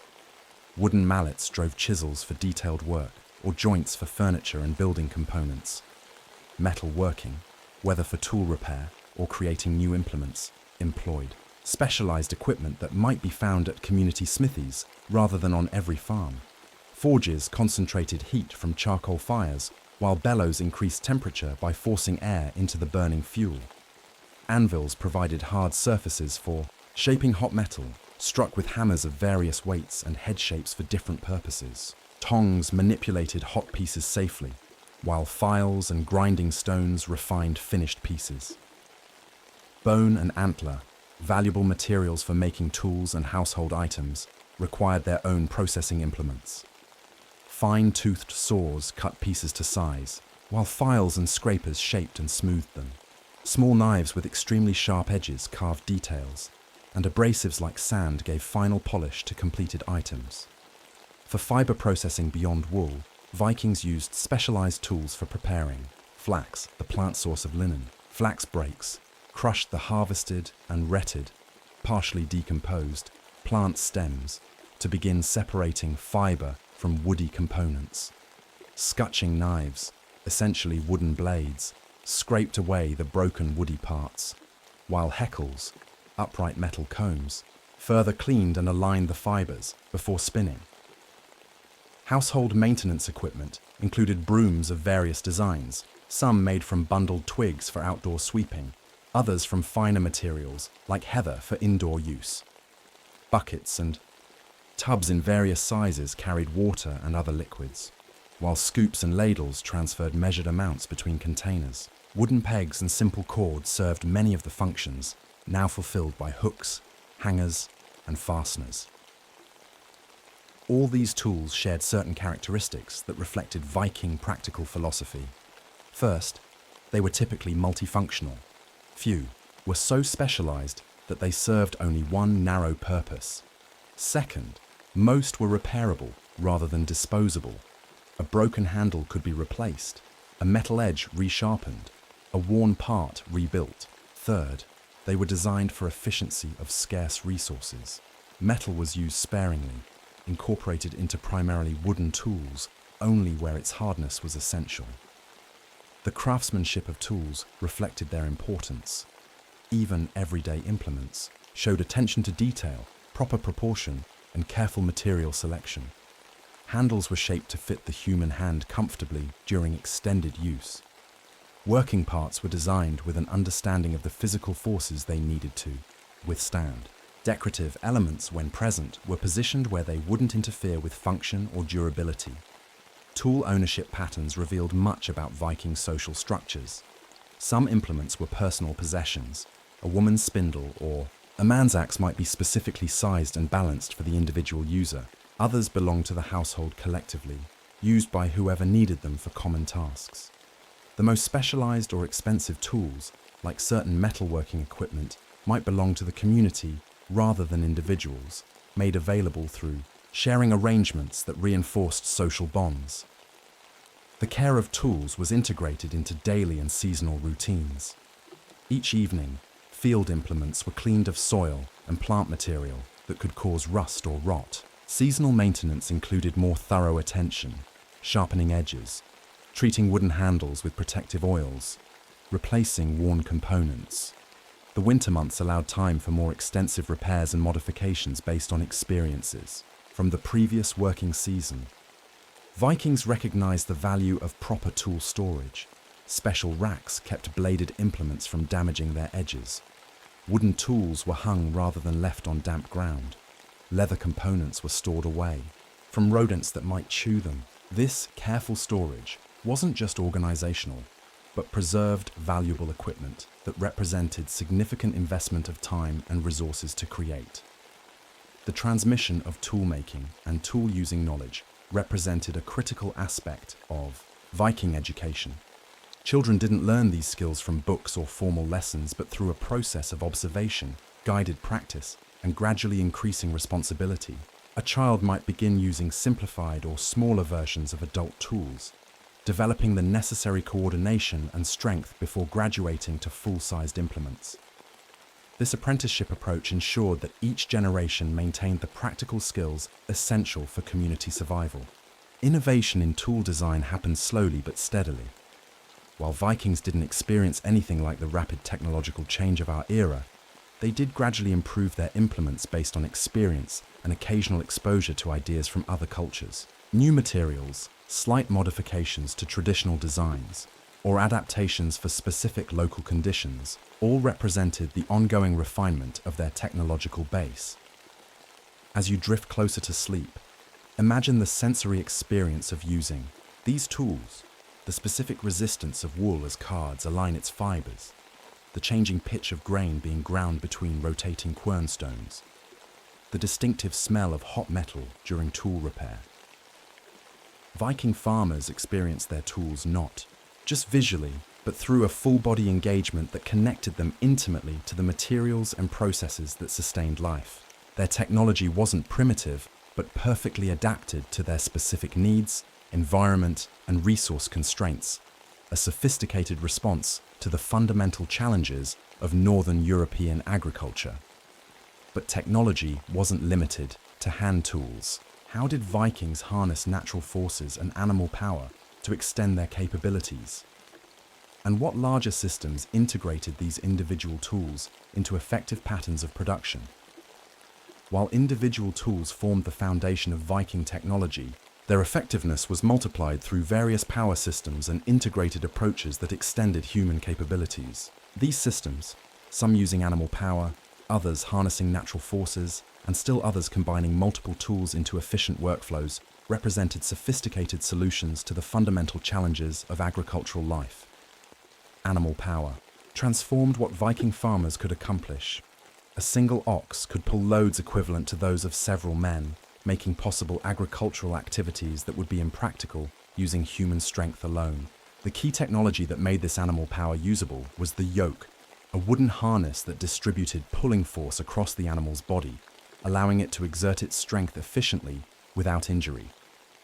If you were suddenly responsible for any ox team, you'd discover that using this power source required specialized knowledge and equipment. Ox yokes differed from horse harnesses, fitting over the animal's necks and shoulders rather than around the chest. This design suited the different body structure and pulling style of cattle compared to horses. Viking farmers understood these differences and crafted appropriate harnesses for each animal type. Controlling working animals required both physical equipment and communication systems. For oxen, a simple but effective guidance method used a light wooden pole or goad to touch the animal in specific places, signaling desired movements. Horses typically responded to rein pressure, voice commands, and weight shifts from their riders or drivers. These control systems weren't merely imposed on animals, but developed through relationships where both human and animal learned to understand each other. The plough was perhaps the most significant technology that utilized animal power. By connecting the strength of oxen or horses to an hard or heavier plough, farmers could cultivate far more land than would be possible using hand tools alone. Various attachment systems, from simple rope harnesses to more complex wooden and leather arrangements, transferred animal power to the farming implement while allowing necessary adjustments and control. Transport technologies multiplied the efficiency of Viking farms. Sleds provided relatively low friction movement of heavy loads even on rough ground, particularly useful when moving harvested crops from field to storage. In winter, the same sled designs gained even greater efficiency on snow-covered ground. Wheeled carts, while less common due to the difficulty of constructing durable wheels, offered advantages on prepared surfaces, allowing a single animal to move loads that would require multiple human carriers. Water power represented one of the most significant natural forces Vikings harnessed. The watermill, while not present on every farm, provided dramatically increased grain processing capacity where available. A typical hand-powered quern might process a few pounds of flour per hour with considerable human effort. A watermill could grind 10 times that amount with no human energy expenditure beyond maintaining the equipment and managing the grain flow. The technology behind watermills combined several ingenious elements. Water wheels converted the flowing stream's energy into rotational force. Gearing systems, typically made of carefully shaped wooden cogs, transferred and sometimes modified this rotation to drive the millstones. Control mechanisms allowed adjusting the gap between stones for different grain types or desired flour fineness. These integrated systems represented some of the most complex technology in the Viking world. Wind power, while less commonly harnessed than water, provided energy in some locations, particularly for tasks like water movement. Simple windmills might pump water from lower to higher elevations for irrigation or livestock. The technology was less developed than water power systems, but represented an understanding of how to capture and utilize naturally occurring energy sources. Fire management technologies were critical for numerous farm processes. Various hearth designs optimized heat for different purposes. Cooking fires differed from those for metalworking or those for home heating. Draft control systems, from simple dampers to more complex chimney arrangements, regulated combustion rates and heat output. Fuel preparation tools like axes and saws created appropriately sized wood for different fire needs, while storage systems kept fuel dry and accessible. Food preservation represented another area where Vikings developed integrated technological systems. Smoking equipment combined controlled fire, appropriate airflow, and suitable containment structures to preserve meat and fish. Salt processing facilities in coastal areas used evaporation technologies to produce this crucial preservative. Fermentation. Systems for dairy products included not just containers, but temperature management approaches and starter culture maintenance techniques. Textile production exemplified how individual tools combined into sophisticated process chains. The journey from sheep to finished garment involved coordinated use of shears, combs, cards, spindles or wheels, looms, and sewing implements. Each stage's output became the next stage's input, with tools designed to work together efficiently. The entire system represented a remarkable technological achievement that transformed raw materials into essential products through coordinated tool use. Storage technologies protected the results of farm labor against threats from weather, pests, and spoilage. Grain storage structures combined raised platforms to prevent ground moisture damage, rodent barriers, and ventilation systems that prevented mold while keeping out rain. Cold storage solutions for dairy and meat utilized natural cooling from ground temperature, sometimes enhanced with ice or snow collected during winter and insulated with straw or sawdust to extend its cooling effect into warmer months. Water management represented one of the most important integrated technological systems on Viking farms. Drainage ditches removed excess moisture from fields, following carefully planned routes that utilized natural contours while modifying them where necessary. Irrigation systems, where needed, moved water from streams to crops through channels, whose gradient was precisely controlled to provide appropriate flow. Wells combined digging technology, wall reinforcement systems, and lifting mechanisms to make groundwater accessible for household and animal use. Building technologies integrated numerous tools and techniques to create structures suited to the harsh northern climate. Wall systems utilized precisely fitted logs or frame structures filled with insulating materials.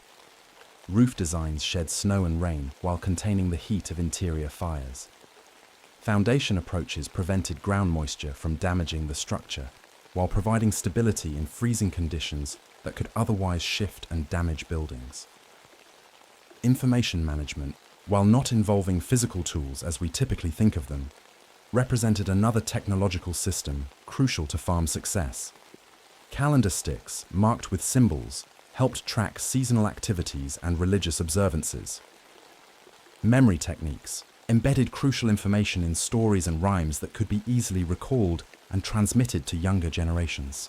Boundary markers and field division systems maintained knowledge of land ownership and usage rights over generations. All these systems depended on materials technologies, processes for identifying, obtaining, and preparing the substances from which tools and equipment were made. Wood selection involved knowing which tree species provided appropriate characteristics for different uses, the flexibility needed for bow construction, the rot resistance required for ground contact posts, or the straight grain preferred for tool handles. Metal production, from ore identification through smelting to final forging, represented one of the most complex Viking technologies, turning stone into tools that could cut, hold edges, and withstand stress. Repair systems extended the useful life of all these technologies. Rather than our modern approach of replacement, Vikings developed sophisticated repair techniques for almost everything they used. Broken pottery might be mended with organic glues and reinforced with fiber wrappings.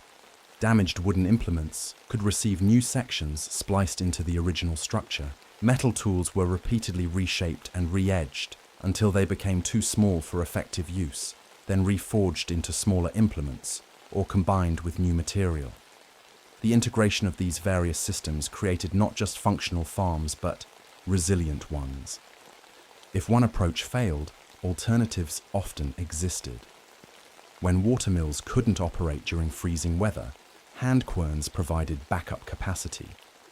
If normal field preparation was impossible due to unusual weather, alternative cultivation methods using different tools could be employed.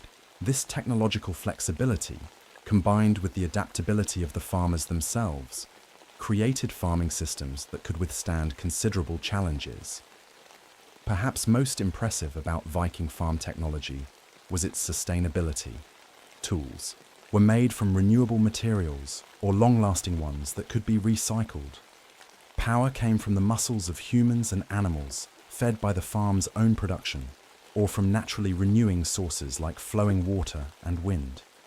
Waste from one process typically became input for another. Wood ashes from fires fertilized gardens, food scraps fed animals, animal waste nourished crops. This circular approach, born of necessity rather than environmental philosophy, created farm systems that could function indefinitely without depleting their resource base. The technological knowledge supporting these systems wasn't concentrated in specialists, but distributed throughout the community. Most adults possess the skills to make, use, and repair a wide range of tools, while also understanding the integrated systems in which they functioned. This widespread technological literacy meant that crucial knowledge wasn't lost if any individual died, and innovations could be evaluated by many experienced users rather than imposed by distant experts.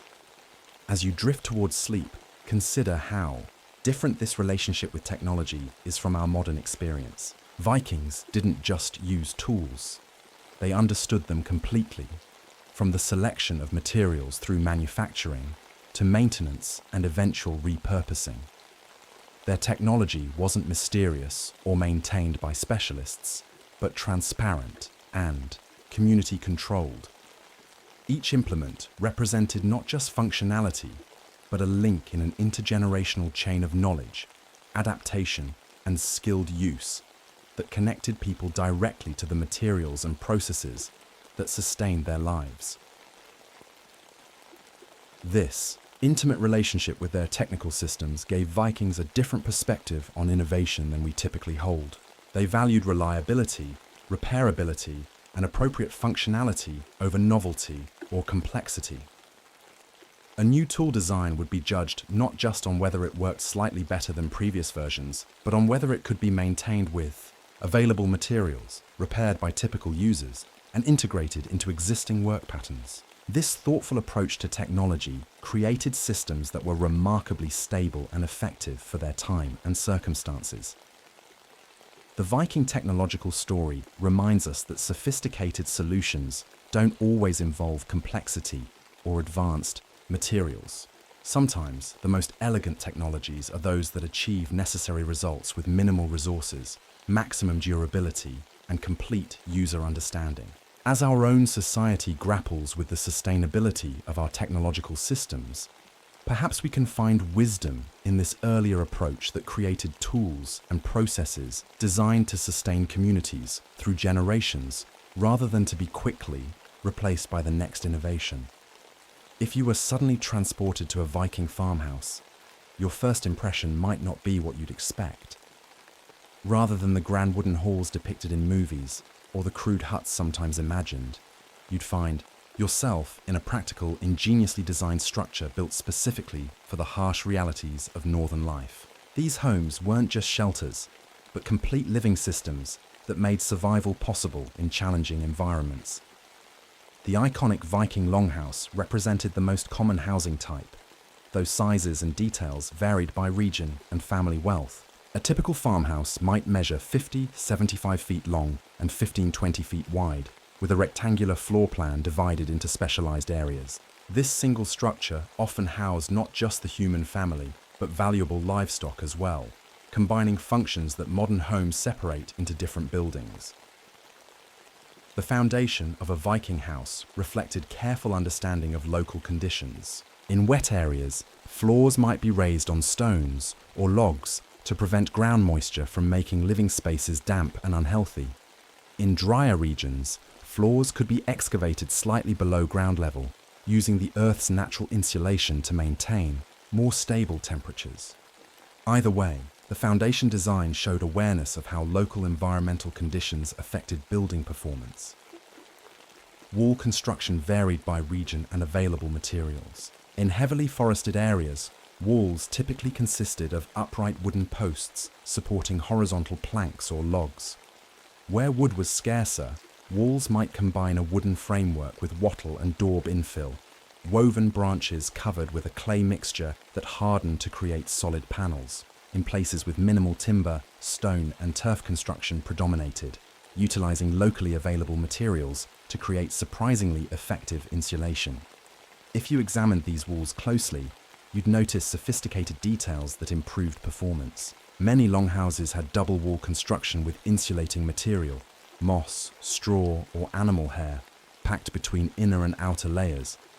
This technique, similar to modern cavity insulation, significantly improved heat retention during cold months. Walls were typically thicker on the north side, where heat loss and cold winds presented the greatest challenges. Roof design balanced multiple competing needs. The characteristic pitched roof shed snow and rain effectively while creating indoor space. Support came from wooden posts arranged in rows along the building's length, creating a central hall with lower side aisles. This post and beam construction distributed the considerable weight of the roof, which might be covered with thatch, wooden shingles or turf depending on local materials. Roofing materials each offered different advantages. Thatch provided excellent insulation but required regular replacement. Wooden shingles lasted longer but offered less insulation. Turf roofs, particularly common in Iceland where timber was scarce, combined surprising durability with outstanding insulation but required stronger support structures due to their weight, especially when soaked with rain or covered with snow. Perhaps the most distinctive feature of the Viking longhouse was its ventilation system. Rather than having a chimney, most houses featured a central hearth with smoke rising to escape through a hole in the roof ridge. This arrangement seems primitive until you understand its multiple functions. The open fire provided light, heat, and cooking capability, while the rising smoke helped preserve food hanging from rafters and served as a natural pest control for the roof structure. The seemingly simple smoke hole was often equipped with adjustable covers to regulate airflow and prevent rain entry. The interior layout reflected practical needs rather than privacy concerns. The central area contained the long hearth, not a small fireplace but an elongated fire pit that might run for 10-20 feet down the middle of the house. This arrangement distributed heat throughout the space while allowing multiple cooking operations simultaneously. Around this central area, different zones served specific functions without being fully separated by walls. Seating and sleeping arrangements reflected social hierarchy. The high seat, a more elaborate bench or chair often decorated with carvings, marked the household head's position. Other family members and workers had assigned places that reflected their status. Sleeping areas typically consisted of built-in platforms along the walls, which served as benches during the day and beds at night. These platforms often contained storage space underneath, maximizing the utility of limited square footage. If you were to spend a night in a Viking house, you'd find the sleeping arrangements different from what you're accustomed to. Instead of private bedrooms, family members slept in the main hall, sometimes with minimal separation. Bedding consisted of straw mattresses covered with furs or woolen blankets. Family members typically slept fully clothed except in summer, and several people often shared sleeping platforms for warmth. Light within these homes came primarily from the central fire, supplemented by simple oil lamps, shallow dishes filled with fish oil or animal fat with a wick of twisted plant fiber. On special occasions, beeswax candles might provide cleaner, brighter light. but these were expensive luxuries used sparingly. The resulting illumination was dim by modern standards, with corners of the room falling into deep shadow after sunset. The livestock section of a longhouse, typically separated from the human living area by a wooden partition, housed the farm's most valuable animals during winter months. This arrangement served multiple practical purposes. Animals' body heat contributed to warming the entire structure. Their presence allowed easy monitoring during birthing season or bad weather. And housing livestock indoors protected them from predators and theft during the vulnerable winter period. Storage solutions were integrated throughout the structure. Rafters held items that benefited from smoke exposure, like meat being preserved or herbs being dried. Wall niches and shelves stored frequently used items. Larger storage containers stood along walls or under platforms. Some houses included special storage rooms for grain, preserved food, or valuable materials like cloth and metalwork. The sensory experience of a Viking home would surprise modern visitors. The smell combined wood smoke, cooking odors, unwashed bodies, and animal scents into a distinctive atmosphere that inhabitants found normal, but we would find overwhelming. Sound traveled freely through the open space, with conversations, animal noises, and work activities creating a constant audio background. Temperature varied dramatically, unbearably hot near the fire, but cold enough to see your breath in corners furthest from the heat source. Furnishings were minimal by our standards, but innovative for their time. Three-legged stools provided stable seating on uneven floors. Chests served as both storage and additional seating. Tables were often temporary structures set up for meals and then disassembled to free space for other activities. Hooks and racks on walls and ceiling beams stored tools, clothing, and equipment, keeping them accessible while minimizing floor clutter. Variations in house size and quality reflected social distinctions. A wealthy farmer or chieftain might have a longhouse over 100 feet in length, with more elaborate internal divisions and decorative elements like carved door frames or painted interior panels. Poorer families might occupy structures less than half that size, with simpler construction and fewer specialized areas. These differences were immediately visible to visitors, making houses important markers of social status. Regional variations in house design revealed adaptations to different environments. Icelandic turf houses, with their thick walls and grassy roofs, responded to extreme weather and limited timber. Norwegian mountain farms featured steeper roofs to shed heavy snow loads. Danish longhouses often had more substantial livestock, sections reflecting their strong emphasis on animal husbandry. These variations show how a basic architectural concept was modified to suit local conditions. The construction process itself revealed much about Viking social structures. House building wasn't a solo activity, but a community event. While the prospective occupants would prepare materials in advance, the actual raising of posts and roof beams required many hands working together. Neighbors would assist with the understanding that such help would be reciprocated when needed. This cooperative approach strengthened community bonds while ensuring that essential shelter could be created even when beyond the capabilities of a single family. Maintenance of these structures was an ongoing process rather than occasional repair. Roofs required regular attention. Thatch might need partial replacement annually, while turf roofs required weeding and occasional patching. Wooden elements exposed to weather were treated with protective substances like tar or animal fats. Interior surfaces might receive fresh clay coatings or lime washes to improve appearance and hygiene. This continuous maintenance cycle meant that houses evolved gradually, rather than being completely rebuilt, sometimes containing elements from multiple generations. As you drift towards sleep, imagine the security a Viking farmer felt within these walls, a structure created specifically for the challenges of northern life, incorporating generations of practical knowledge about materials, design, and environmental management. Despite their apparent simplicity, these homes represented sophisticated solutions to the fundamental human need for shelter, protecting their inhabitants not through technological complexity, but through deep understanding of materials, climate, and the rhythms of agricultural life. But houses weren't just physical structures. They were centers of daily activities, social interaction, and cultural practices. What actually happened inside these well-designed spaces? How did Viking families use their homes? And what did daily life look like within these walls? If you could spend a day in a Viking farmhouse, you'd witness a busy, crowded space where nearly all aspects of family life unfolded. Unlike modern homes with rooms dedicated to specific functions, the Viking longhouse was a multi-purpose environment where activities flowed from one to another throughout the day, with different areas of the single main room serving various needs, as required. The day would begin early, usually before dawn. The person nearest the hearth, often the housewife or a servant in wealthy households, would stir the banked embers from the previous night and carefully add small kindling to revive the fire. Starting a completely new fire was difficult and time-consuming using flint and steel, so maintaining an existing fire was critically important. The gentle glow of the awakening flames would provide the first light of the day, gradually illuminating the sleeping household. Morning activities centered around essential tasks.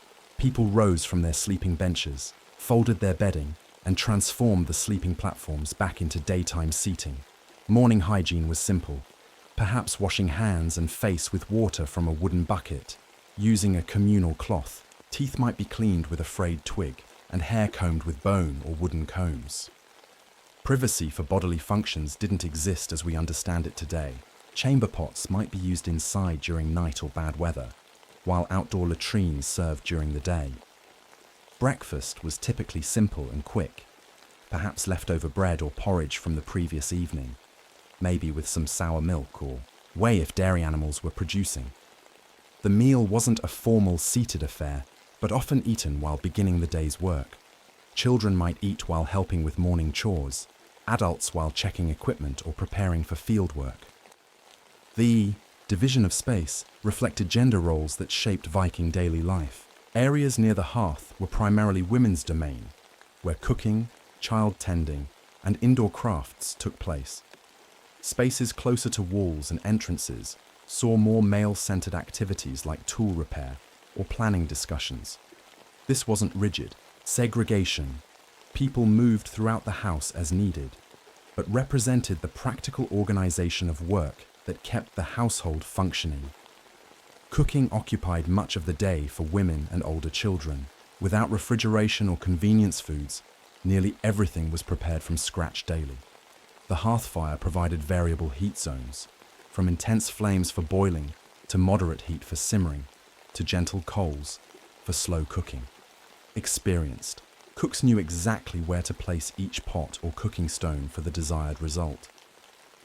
The main cooking vessels were iron pots hanging from chains or tripods, complemented by griddle stones for bread and simple spits for occasional roasting. Food. Preparation areas were simple but functional. Low wooden tables provided work surfaces near the fire. Various containers, wooden bowls, baskets, pottery jars, held ingredients and served as mixing vessels. Knives were the primary preparation tools, along with wooden spoons and paddles. Without running water, cooking required careful planning, with water carried in buckets from the nearest source and used sparingly. Meals typically happened twice daily, a small morning meal and a larger evening one, though farm workers might also eat bread and cheese midday during busy seasons. Food was served in wooden bowls or on flat wooden trenchers, eaten with spoons and knives but no forks, which weren't yet in common use. People often shared eating vessels, with several family members eating from the same container, starting with the highest status person and moving down the social hierarchy. Indoor work filled the daylight hours, especially for women, children, and the elderly. Textile production was constant. Spinning, weaving, and sewing occurred whenever hands weren't needed for other tasks. Food processing continued throughout the day, from grain grinding to butter churning to preservation activities. Craft production included woodworking, bone carving, leatherworking, and pottery making, depending on the household's needs and skills. Children as young as 5 or 6 had significant responsibilities within the household. They might tend the fire, carry water, watch younger siblings, help with food preparation, or assist with craft activities appropriate to their age and strength. Play happened alongside work, rather than as a separate activity. Children might make simple toys from scraps or play quick games while tending the fire or watching cooking pots. Light management was an important aspect of indoor life. The main house had few windows, typically small openings that could be covered with oiled animal membrane or wooden shutters. During daylight, work requiring good visibility would be positioned under the smoke hole or near the door when weather permitted it to remain open. Tasks requiring less visual acuity could be performed in dimmer areas. As daylight faded, activities either concluded or moved closer to the fire or oil lamps. Evening brought the household together. As outdoor workers returned, the house would fill with family members and farm laborers. The evening meal, typically the largest of the day, provided not just nutrition, but social connection. After eating, the longer dark hours of evening allowed for socialization, storytelling, and indoor crafts that could be done by firelight.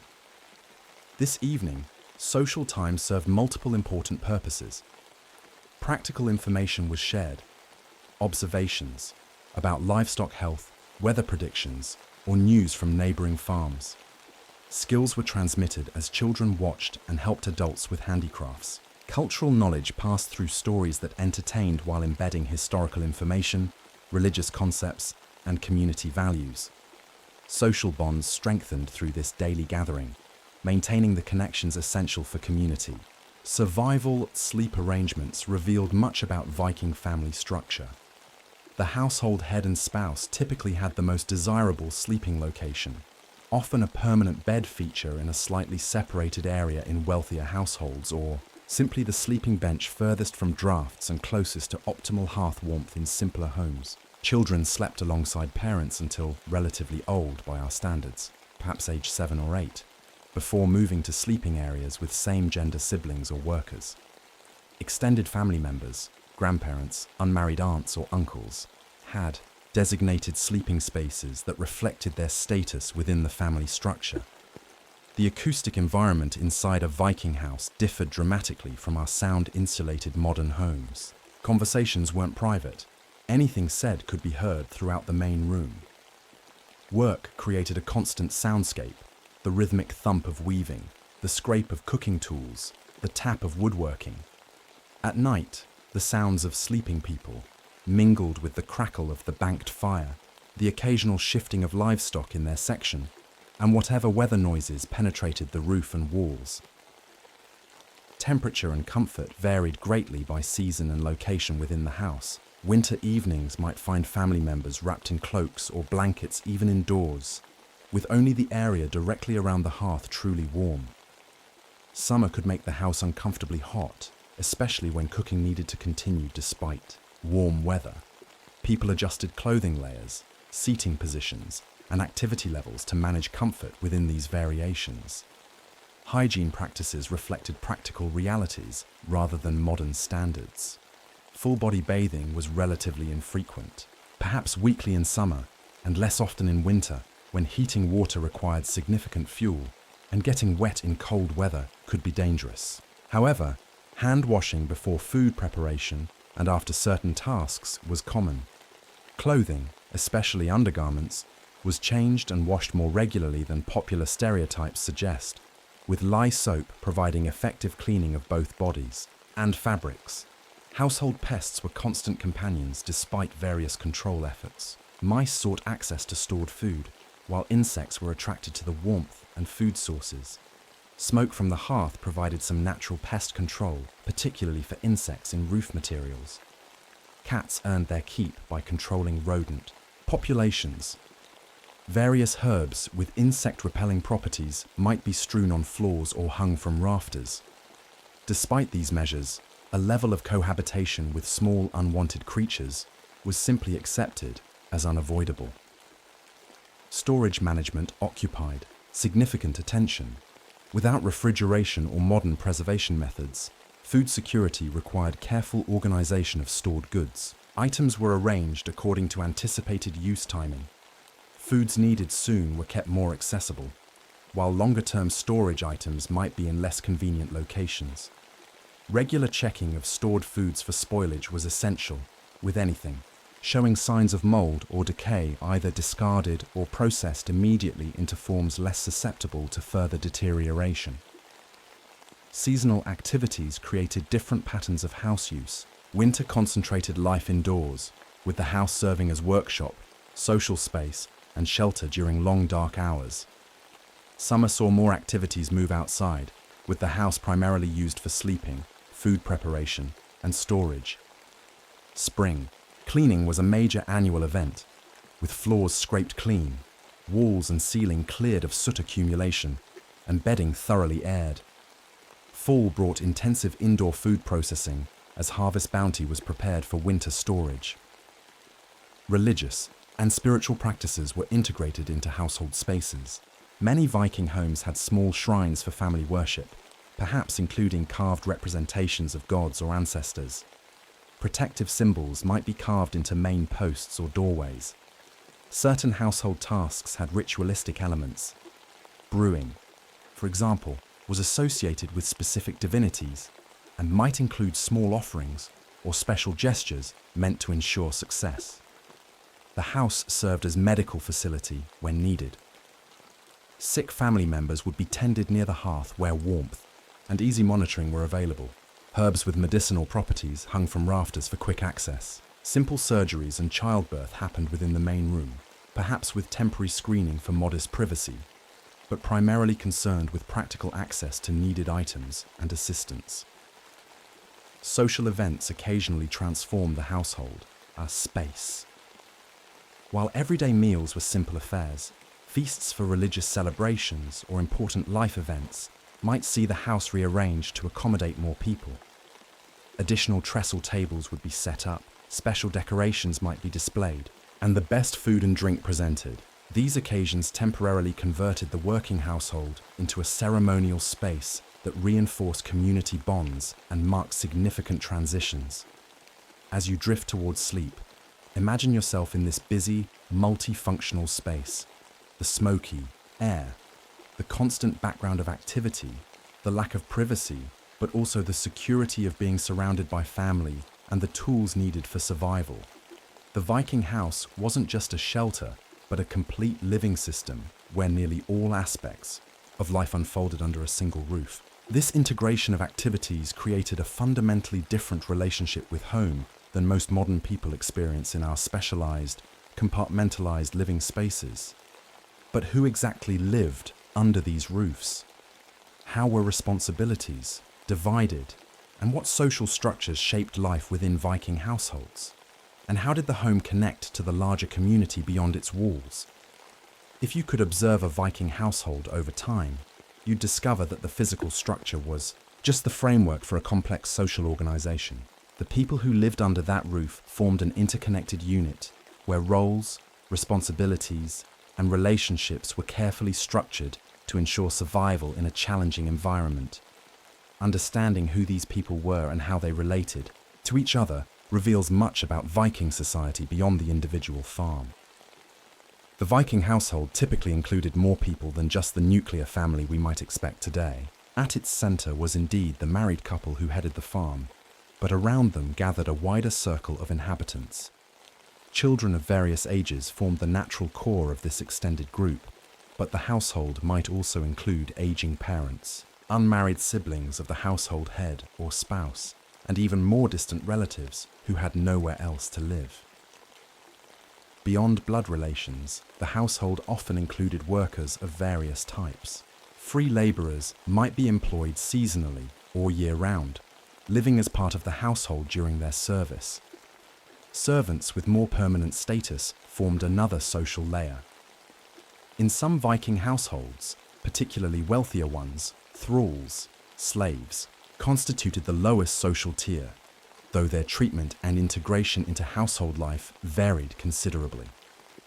The physical arrangement of the house reflected these social distinctions. The high seat, a special chair or bench located in the prominent position opposite the main entrance, belonged to the male household head. Its placement allowed him to observe all activities within the house while being immediately visible, to anyone entering. This wasn't just furniture, but a physical symbol of authority and responsibility. The female household head typically had her own special seat nearby, representing her complementary authority over household matters. The legal head of a Viking household held significant powers and responsibilities that extended beyond the family. He represented the household in public assemblies, things, where legal disputes were settled and community decisions made. He could negotiate marriages for dependent household members, enter into contracts binding the entire household, and was responsible for maintaining peace and order within his domain. This authority wasn't unlimited, but was constrained by custom, community standards, and the practical need to maintain household harmony. Women's roles within the household were essential and respected, though different from men's. The husfreyja, the housewife or woman of the house, literally carried the keys to the household storage areas at her belt, symbolizing her authority over domestic resources and their distribution. She directed indoor work, oversaw food production and preservation, managed textile creation, and often controlled the household economy. In her husband's absence, she might represent the household in community matters and defend family interests. Children's integration into the household was both practical and educational. From early ages, children participated in appropriate work, gradually taking on more responsibility as they grew.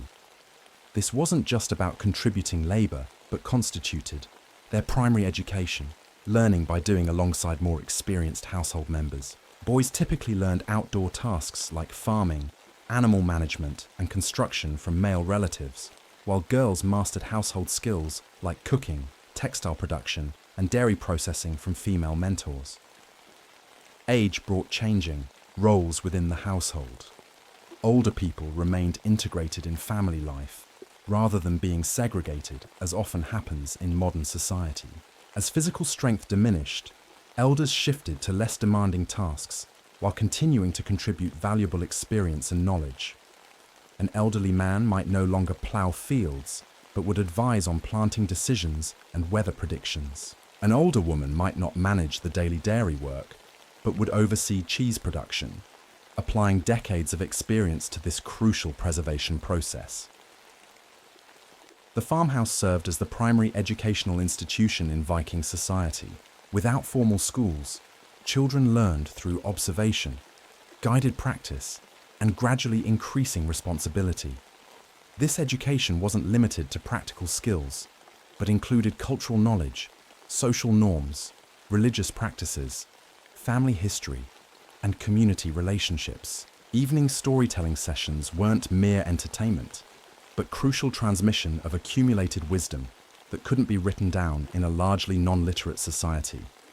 The household operated as an economic unit, producing most of what it consumed. Labor was divided according to gender, age, skill, and status, but with considerable flexibility when circumstances required.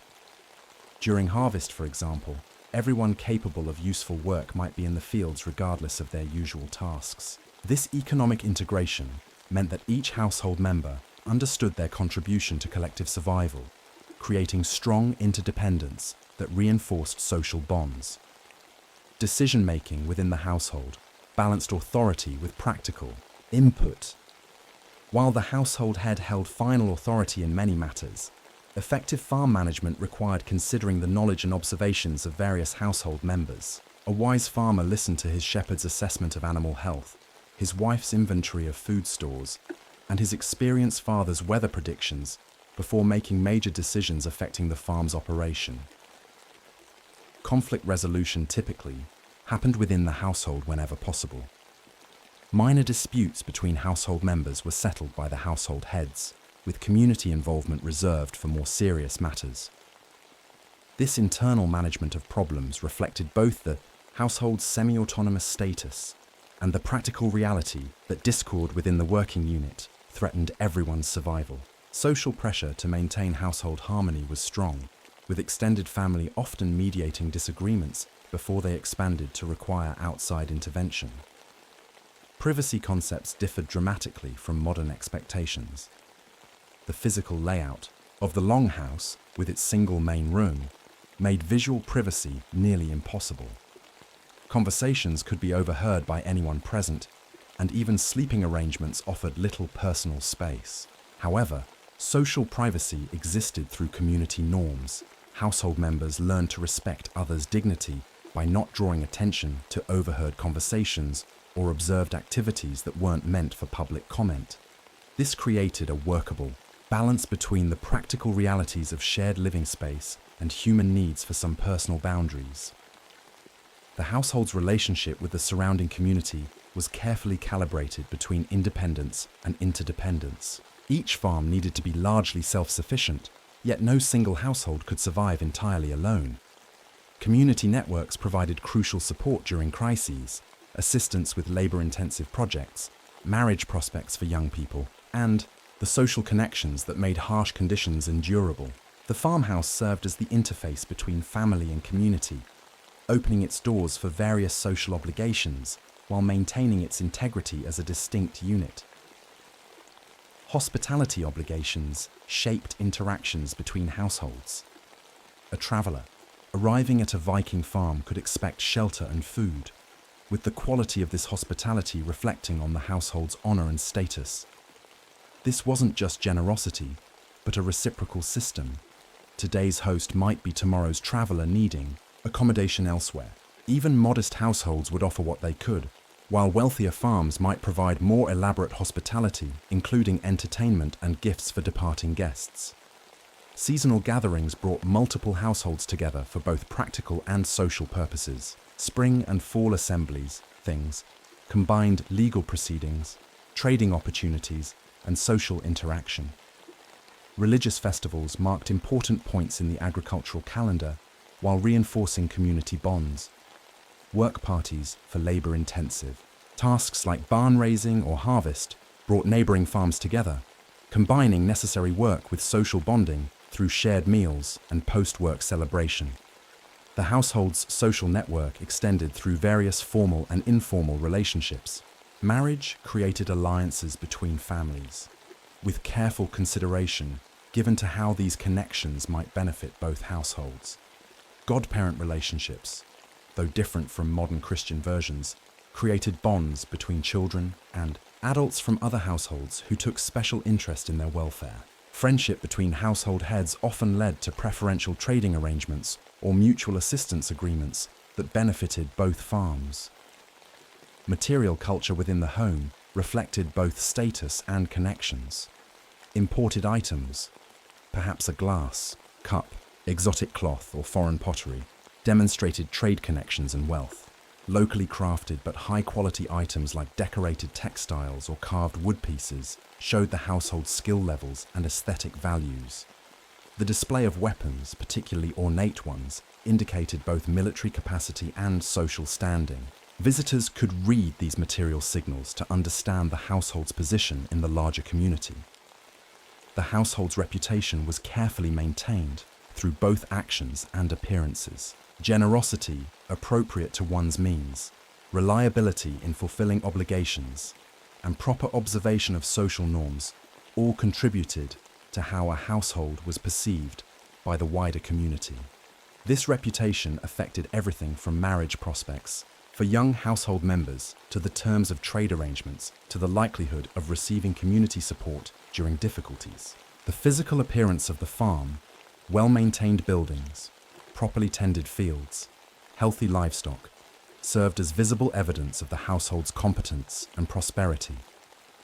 The transition of household leadership across generations followed, various patterns depending on local custom and family circumstances. In some cases, the son gradually assumed management responsibilities during his father's lifetime, with formal transfer of authority happening when the older man could no longer effectively lead. In other situations, a son-in-law might be brought into the household through marriage, eventually taking over leadership. Some households divided, with portions of land going to multiple children who established new farmsteads nearby.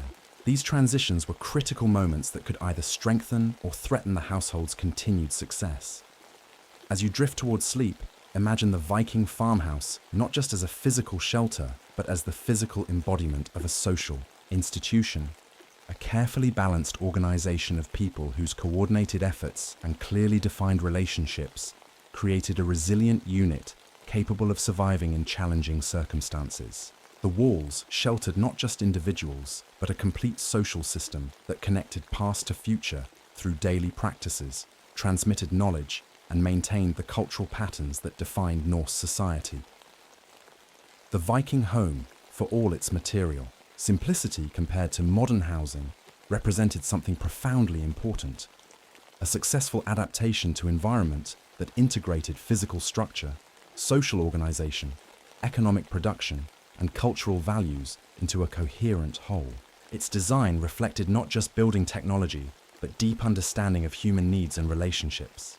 Despite the millennium that separates us from these households, we might recognize in them fundamental patterns of family life, work coordination, and social connection that remain relevant to our own search for meaning and security in a challenging world.